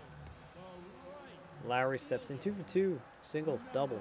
Good day for Colt Lowry. It's Tyrone Estes. Let's take a look at him here. 77 pitches now. In the bottom of the 6th here. Looking pretty good. Looking pretty comfortable. Except for that walk right there. He could get pulled right here.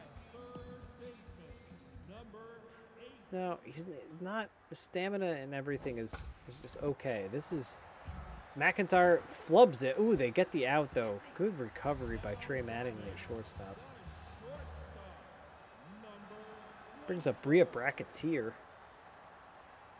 with 2 outs. Could have had the inning-ending double play there, but poor throw by McIntyre. Nonetheless, they do get the 3rd out. So Estes is having a heck of a game. We get a look at the bullpen for the Asiago Aeroplanes, and Kobe Frown, who just made the last out, steps up to the plate. Whitley back on the mound, and that one is a hit. I believe that'll be Frown's first hit of the tourney, and it's a good one. It's a double to lead off the top of the 7th. Now batting, the center fielder, number 21. Steeler is activated for Kobe Frown. Again, arm behind the plate, not very good for Wilson, so you think maybe they'll take a bag here, but maybe not. They're leading 8-1. What's the point?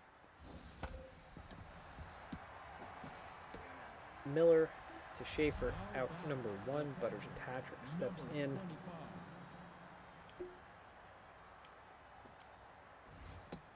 You know what else was big in our household?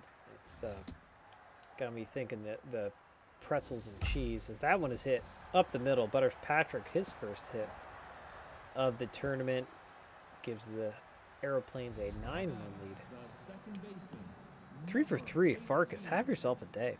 Back when I was a kid, every year for Christmas we get, was it Pepperidge Farm too, I guess, or must have been Pepperidge Farm, but we get this tub of white chocolate covered pretzels in the shape of Christmas trees. They had sprinkles on them.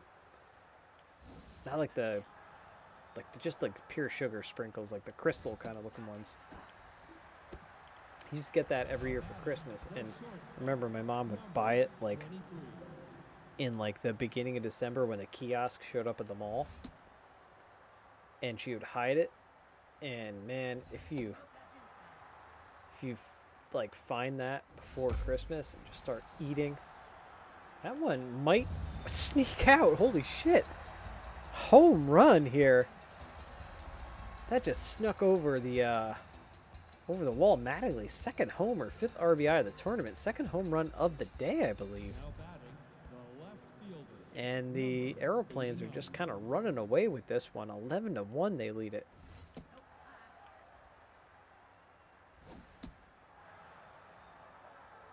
Oh, Parra collecting his hockey cards. Pulled a Donato, a Wimberg, an Eberle, a Geeky. Cole Lind, Donskoy, Larson today. Nice. Lind and Donskoy obviously aren't with the Kraken anymore. Larson looks like he would just eat someone. He looked like he would just eat your baby some days. And Geeky just kind of has this like dead look in his eyes sometimes, like he's a great white shark. Just look at him, he's just like dead eyes, like I'm gonna murder you for that puck. That one is ripped, and that's gonna drop it in front of Bugby so quickly. Here in the bottom of the 7th, we have 2 on and nobody out for the home team Saucers as Schaefer steps in. Now pitching, number Oh, Lynn's at 44. Coachella. All right, so Estes gets pulled. Turnup comes in. Submariner here. We saw her last game. Did not have a good outing. Trying to redeem herself. There's strike 2 to Schaefer. And a little floater fouled away. Down on strikes, out number 1. Here's Bautista, 2 for 3, double and a single. Didn't know Lynn was at Coachella. I used to listen to this radio station. This person said would pronounce Coachella as Coachella, like the Coachella Festival. She would say, "We're going to be at Coachella," and every time she said that, I kind of threw up a little bit in my mouth. 3-2 count on Bautista. Jacks that one out of the stadium, but foul. Full count again, and foul ball again. We reset. And walked him. So, bases loaded now. Cardio Wilson up 1 for 3 with a single so far today. Koala. Ooh, McIntyre. Nice dive, but he hurt himself on the play. Let's see what happens. Twisted finger. It's the first time I've seen twisted finger come up as an injury in Super Mega Baseball 3. That's very interesting. And that one ducks in. Runs coming home. Play at the plate. Frown fires. And out. Good throw there by Kobe Frown. The Saucers get a run. They still trail big time. 11-2 though. Top of the 8th we go.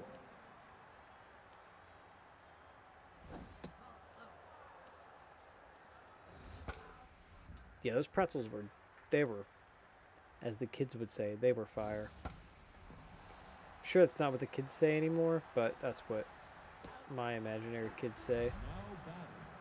Miguel Russell steps up 1 for 4, single 2 RBIs for him today. Look intense at the plate though. Swinging under that. Pops it up. And that's gonna, ooh, Wilson catches it. I thought that was going to bounce off the backstop or something.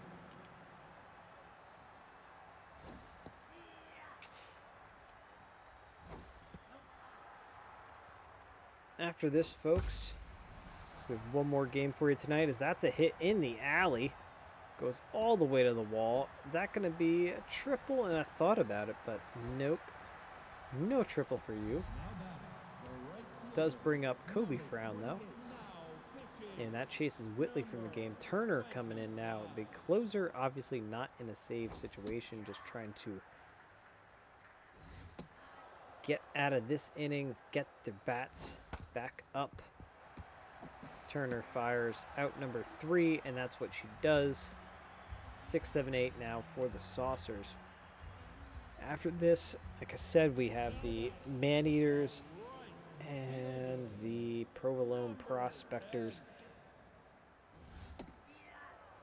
And then I'm probably going to go play some No Man's Sky on the Switch and veg out before I have to go to work, and I have several major important deadlines coming up.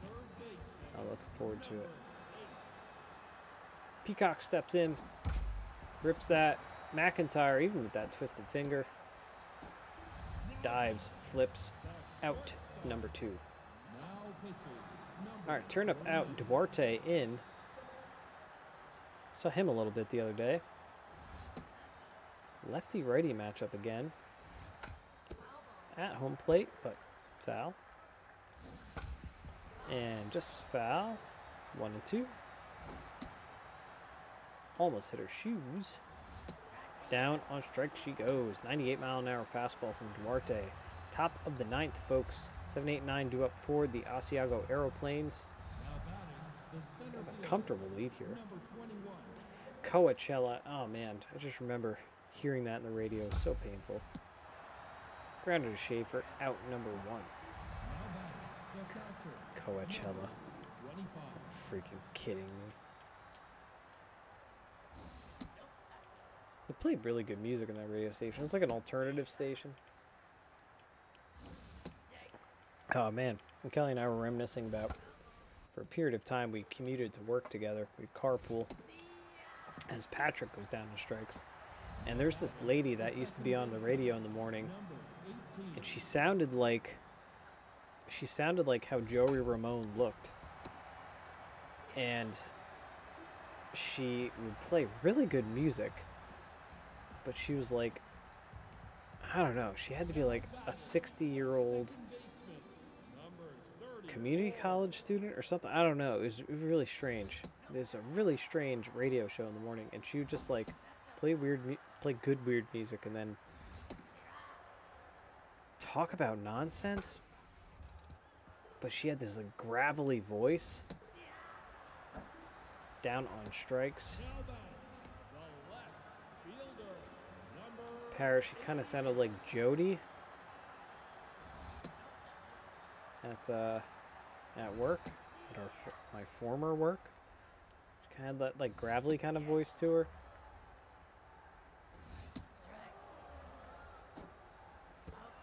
So the Saucer's now down to their final out.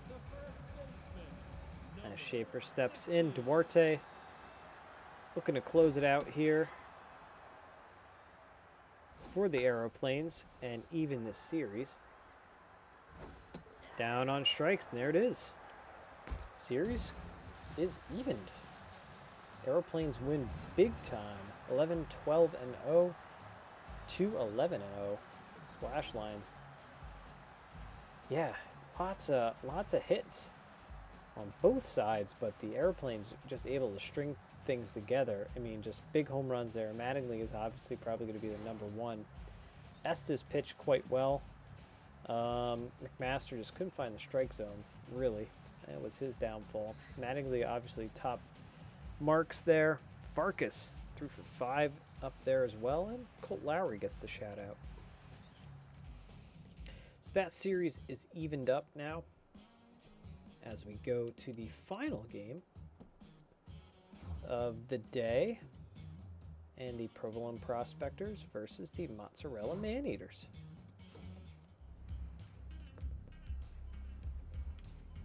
So this last game, Maneaters won over the Prospectors. Kind of a surprise to me. Picked the Prospectors to win the whole darn thing.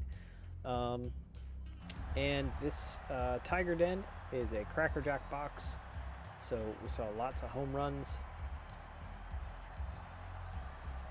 So yeah, we'll see what happens here.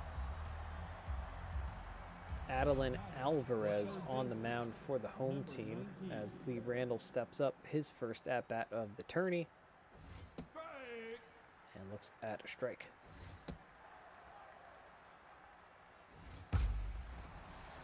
And that's base hit all the way to the wall, but again, this field plays so small. It's like base-to-base baseball with this field. As Ras Frigate steps up. Alvarez, as that one is fouled away. Four-seamer, slider, curveball, changeup in her arsenal for the southpaw. 1 and 2 is the count on Frigate. Down on strikes he goes. If you watched yesterday's stream, you know that the frigate is a bird that apparently is native to North America, which I didn't know. And it is a big black gull type of bird with a big like a red pouch thing that it puffs out. We learned that yesterday on the stream as I reminisced as Emmy Corker swings and hits that one foul. 2 and 2. Down on strike she goes. And in steps Quintana. 250 so far in the tourney, DHing today. Looks at a big curving curveball. One up at her noggin. 2-0. There's a strike.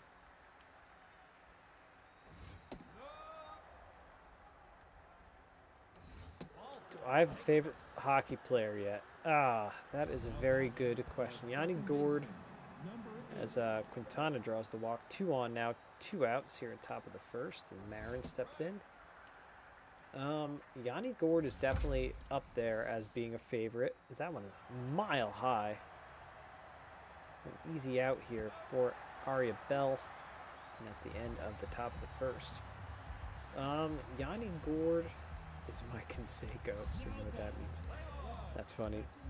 But Agreement steps in for the home team, as we say, whistle bender here. Four-seamer, two-seamer, cutter, slider, and curveball for the southpaw. Two southpaws battling it out.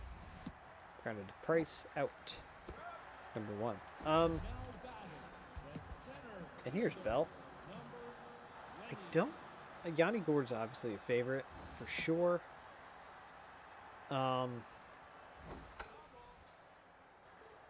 Yeah, Yanni Gord is good. Beniers is fantastic, obviously. I love Beniers. Really, really digging Eberle this year. I don't know if I didn't like him as much last year for whatever reason.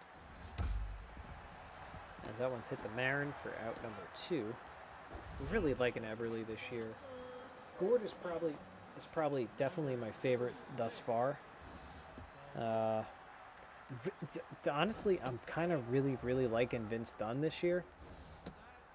That goes against everything that I said and thought and believed about last year, as Andrew Kerr hits that one foul into that weird little triangle area. 2-2. And that one is foul. But, yes, F.U. Dunn indeed. Dunn, for whatever reason... Yeah, McCann. Yeah, you know what? McCann actually probably would be my favorite. That's a good call. I love... Yeah, McCann is... Gordon, McCann are probably up there too. Gordon, McCann, and Dunn, honestly. Dunn's defense, in the way I kind of watched him a little bit more, and I've read some stories on him. He's just really good. Just like when he's on D and when he is doing what he's supposed to do. He's had a lot of assists this year. I think he's had a lot of assists with Eberle too, or maybe not with Eberle, but I know that he's had a bunch of assists this year. So he's that's out number 2 there. Yeah, he's definitely a favorite for sure. Didn't like him last year. Didn't think he really did anything, but I think new team, I think it just took him a little bit to kind of get his stride and kind of feel out everything. Is Lana Price, or Elena Price. That's fouled away. 1 and 2 to her. And that's a base hit. Worm burner through the left side. Now batting, the catcher, number 28. It is very Canadian to keep saying "F.U. Dunn" endearingly. Absolutely. Just loving someone, but also hating everything that they stand for. Out number 3. Good recovery there by the Man-Eaters, and we go to the bottom of the second. 4, 5, and 6 up for the home team. Here is Bertram South.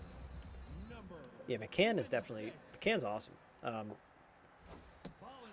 Ooh, you know who I just thought of? The Sprong. Sprong can make things happen. God, I love the Kraken. Sprong can make things happen out there. Here's Andre Wallace. 250 so far for him in this tournament. Fouled away. 0 and 2. Sprong is very good. I just like the way he approaches things. He's very aggressive. In steps Jax Griffith. I feel like Beniers has come a long way. I feel like he holds on to the puck a little too long yet. But in some instances, but he has a lot of assists. He's just a good all-around player, I think. That one was fouled away.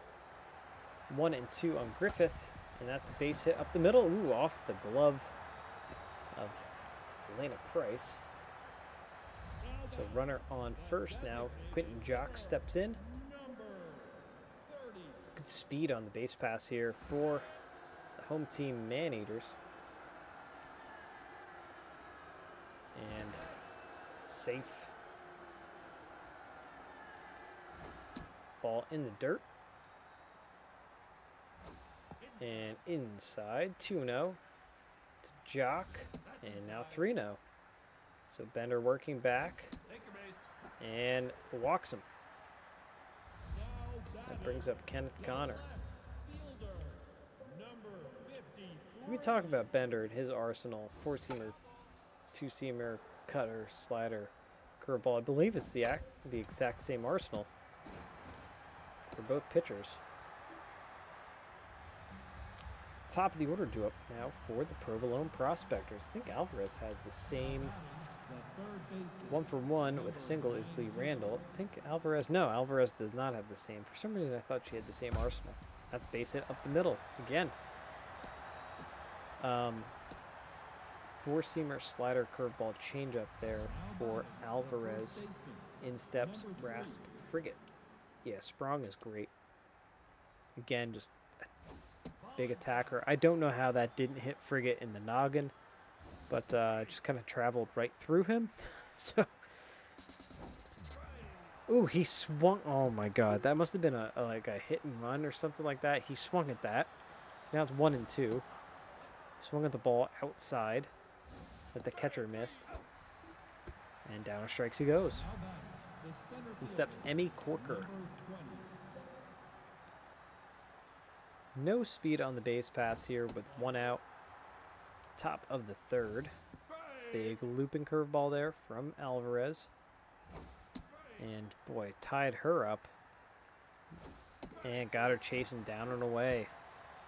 So Alvarez looking pretty solid out there for the Maneaters as Quintana steps in. She walked her first time up. And Quintana sporting like a Jim Leyritz kind of stance. 1-1. And swinging it. Beach balls. Probably looked like a beach ball coming in. 1-2. And now the 2-2. Fouled away. Again, folks, if you like baseball, the World Baseball Classic starts on the 8th at 10 p.m. Eastern, and Quintana works another walk. I think it's Fox Sports 1. Check your local listings. Should be broadcasting all of the games, I believe. Forget how the tournament runs. I know at some point it gets into single elimination. Dominican Republic team's probably going to win because they're just stacked. As that one is fouled away. And 2-2 on Marin. And now the 3-2. That'll send the runners. And ball. So walks the bases loaded. In steps Teddy Everett. 0-for-1. No hits yet this tournament. Again, this is a Cracker Jack box. The stadium plays very small. Ball in the dirt. Good block there by Spud behind the plate. Grounded across the diamond. Out number 3. Wasted opportunity here for the Prospectors. And we're going to have Spud Pepperoni lead it off here. 9-1-2. There he is. Spud Pepperoni also sports the hipster glasses with the eye black. Looking for his first hit, actually, this tourney. Dude, just the hacks at that one. 2-2. And a little safety swing there. Tried to get him in chase. Good eye. Full count. And we reset. And again, just a hack job at that. Don't know what was going on there. Buddy Greenman steps in, top of the order. Fouled away.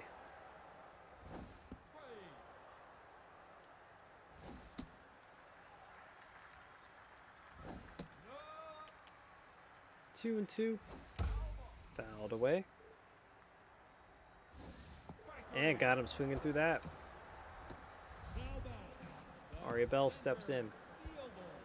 0-for-1. Bender pitching quite well out there for the Prospectors.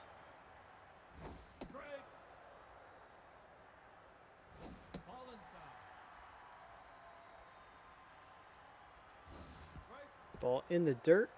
They throw down and out number 3.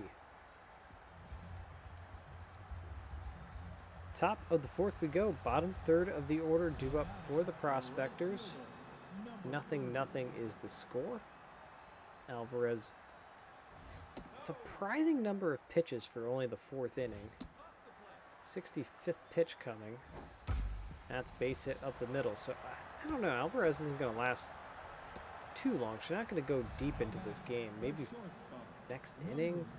Maybe might be as much as you get out of her. That one has popped up very shallow. Very shallow here is like middle of the field though. And Slubby. Slubby steps in, the catcher. 0 for 1 in her. It's her second at bat of the tourney. That one's popped up. Spud behind the plate. We'll get it. Quickly, 2 outs. And as Randall steps in, 2 for 2, top of the order for the Prospectors. Waves at that one. And ball way inside. I'm just noticing something, actually. Alvarez is more velocity junk pitcher, but just relying a lot more on the junk than the velocity. I didn't realize that when she started. It's a base hit up the middle. So 2 on, 2 out now. Top of the 4th, we have Raspriga, the number 2 hitter in the lineup for the Provolone.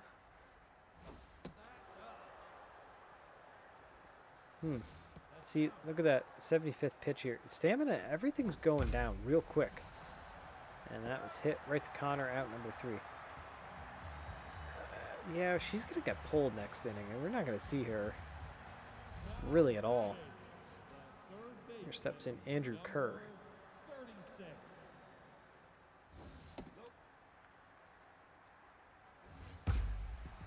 Granted, Frigate out number 1. I can't wait to see what some of like the averages and how many hits and home runs and stuff some of the guys have in the World Baseball Classic.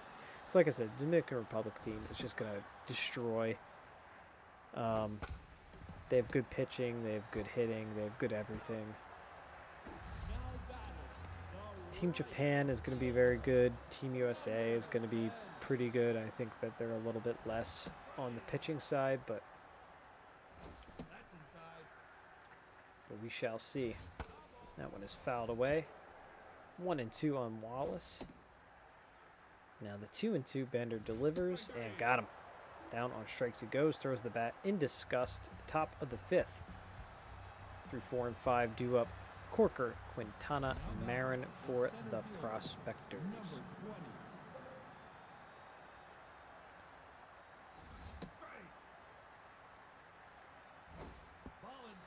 Give a shout out to, while talking baseball, that is high and far and is probably gone. It is. Jeez, this field plays so small. That'd be an out any other ballpark, I think. In probably any other ballpark. 3rd homer for Emmy Corker, 5th RBI. That puts the Prospectors on the board. 1-0. And that chases Alvarez from the game. Nolan Dixon steps in. Quintana steps up to the plate.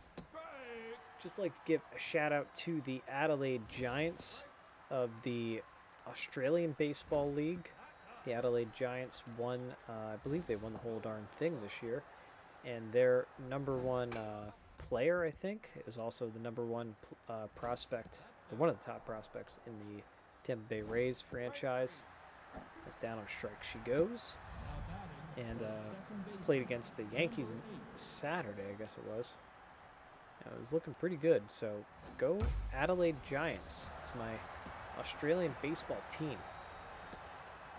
Base hit up the middle there. I believe that was Marin that hit that. Now Teddy Everett comes in 0 for 2, looking for his first hit. Good speed on the base pass. So the Prospectors looking to string together a couple of hits, a couple of runs here in the 5th inning. Good on you, Giants is right. The Adelaide Giants are also aligned with the Philadelphia Phillies. A lot of Phillies prospects played in Australia this winter. And look at that. Griffith with the snare and the tag out for the double play.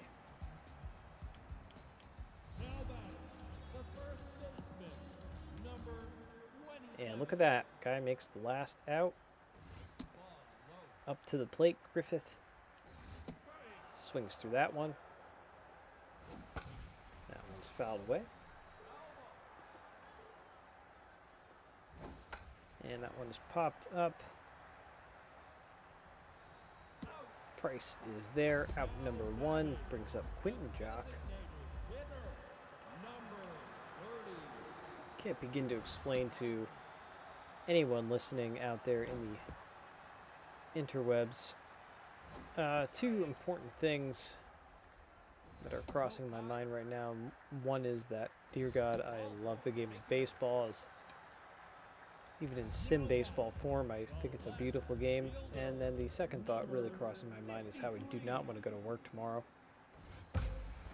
And Marin snares it and made it a little more theatrical than he had to, but nonetheless, they get the out as Spud Pepperoni steps in. Spud's still looking for his first hit, too.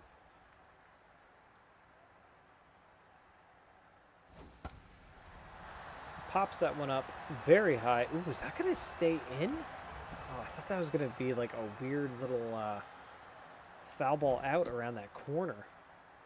I've only seen that once on a video clip I saw on Reddit, on the Super Mega Baseball Reddit. Full count on Spud. Runner goes. Foul ball.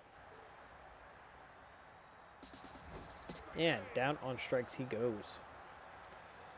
Not the greatest hitter, but he's a pretty good defender behind the plate, and that's why he's in there. Bottom third of the order up for Provolone.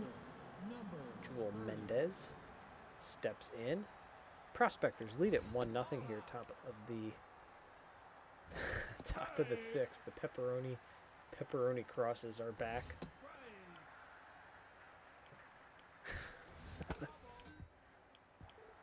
I should have made a player named Johnny Scrapple to see what you can come up with. That is out number 1. What kind of chat graphic we would have for that.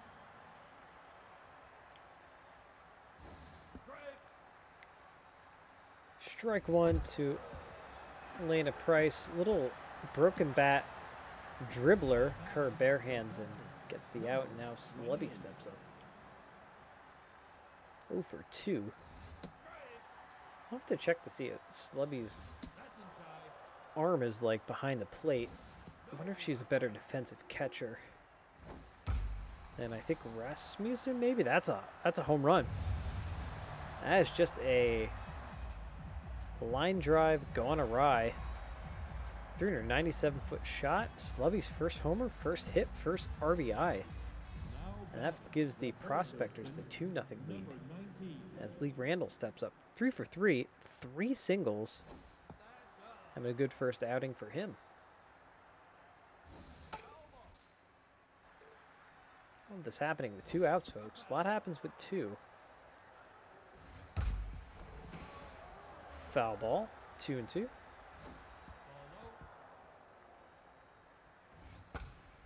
Popped up shallow center.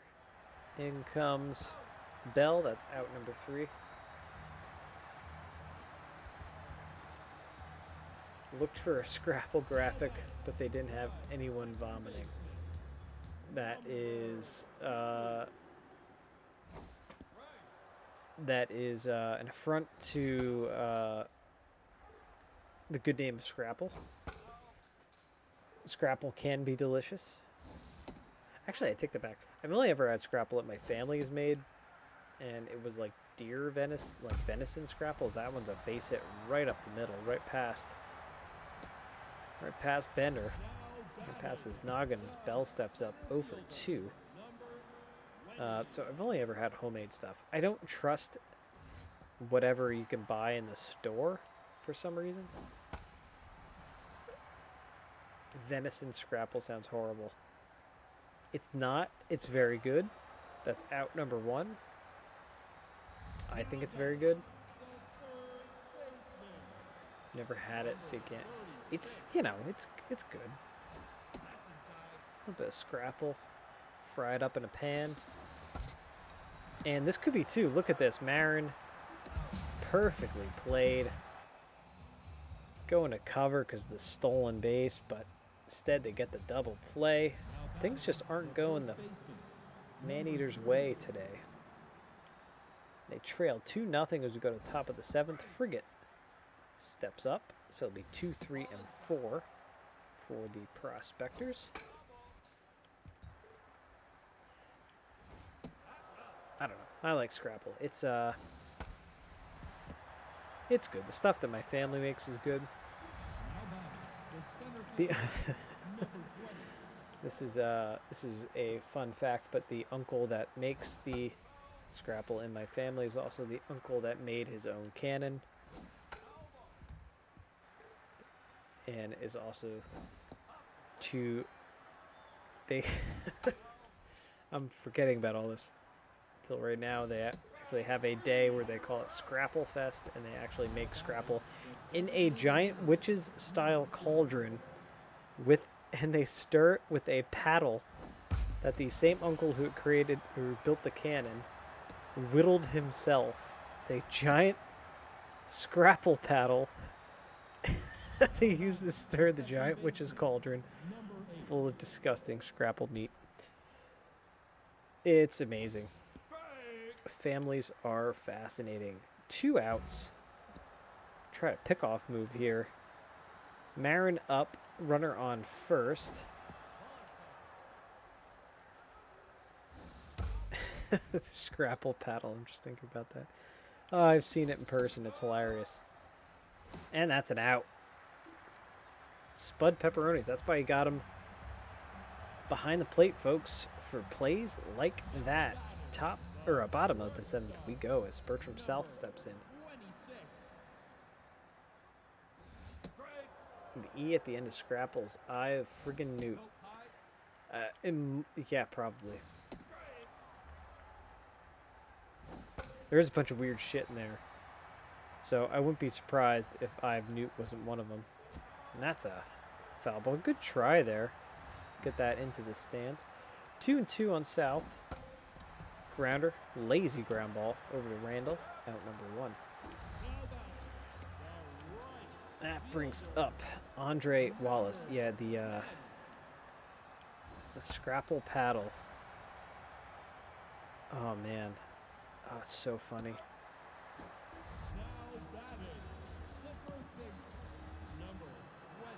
It's a legit paddle, too. I've seen it. Oh, it's so funny.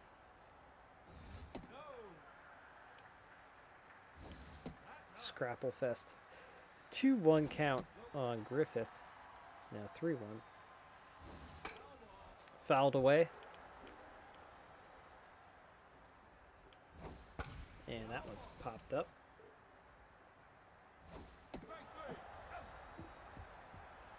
Down on strikes he goes. We are going to the 8th inning. All right, Keith Dude is coming in. A- rated Keith Dude. Big accuracy pitcher. Out of the bullpen here for the Mozzarella Man-Eaters.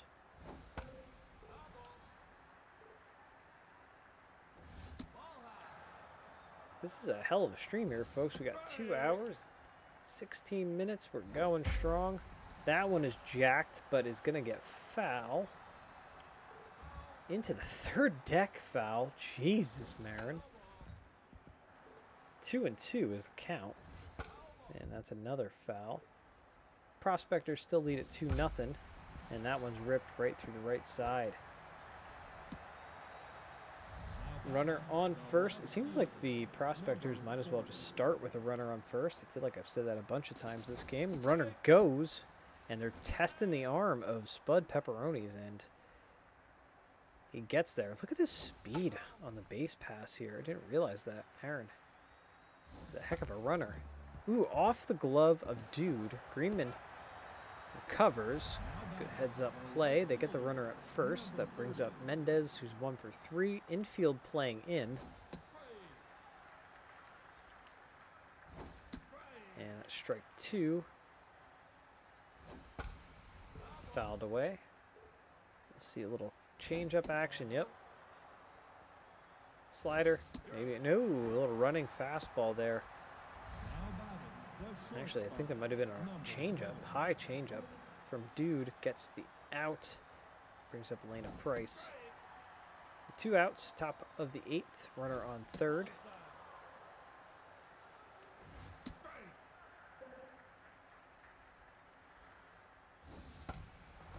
And that one sneaks through the left side. Run comes home. The Prospectors take the 3-0 lead. Now batting, the catcher, number 28.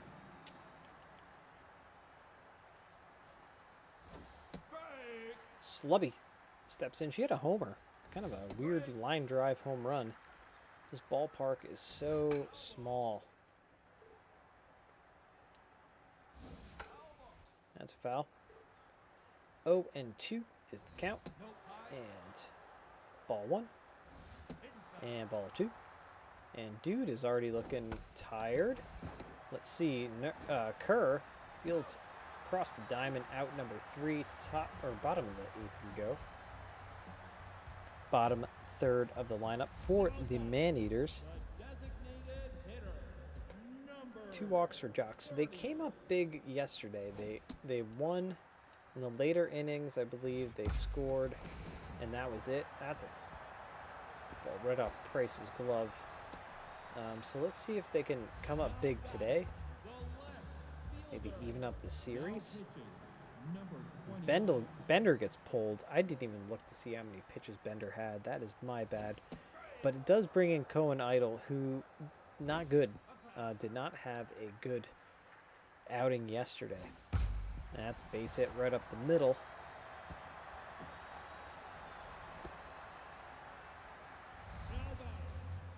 And that brings up Spud. Spud Pepperonis, and Travis Valencia is actually going to pinch hit for Spud. Trying to make something happen, and they do. So bases juiced. Ducks on the pond now, folks, as Buddy Greenman steps in. 1 for 3 today with a single. He's an RBI dud, though. But he does have power. Oh, versus righties, so that's null and void. Spud. Down to strikes goes. Aria Bell steps in, 0 for 3.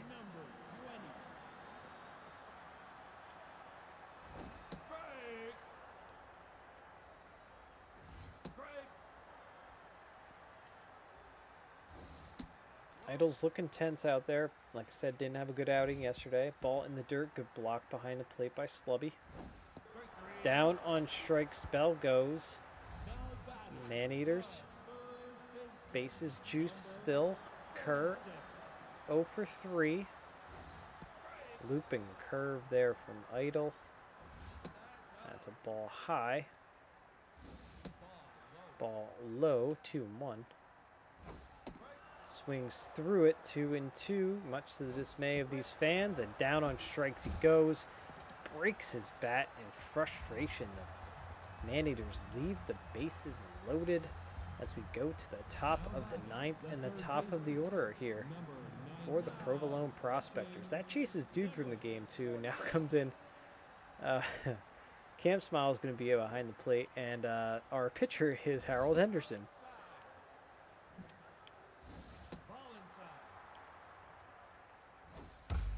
That one is hit high and far. In this stadium, it could go. It's not. It's caught. Wow, that just kind of died. I totally thought that that was going to be off the wall or maybe over it. Frigate steps in. Harry Henderson, yes. Yes, Harry Henderson indeed. What a classic movie Harry and the Hendersons was.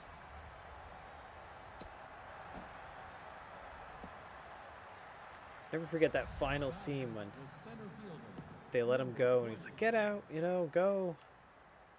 And you see all the big feets wander out from behind all the trees. They've been there the whole time.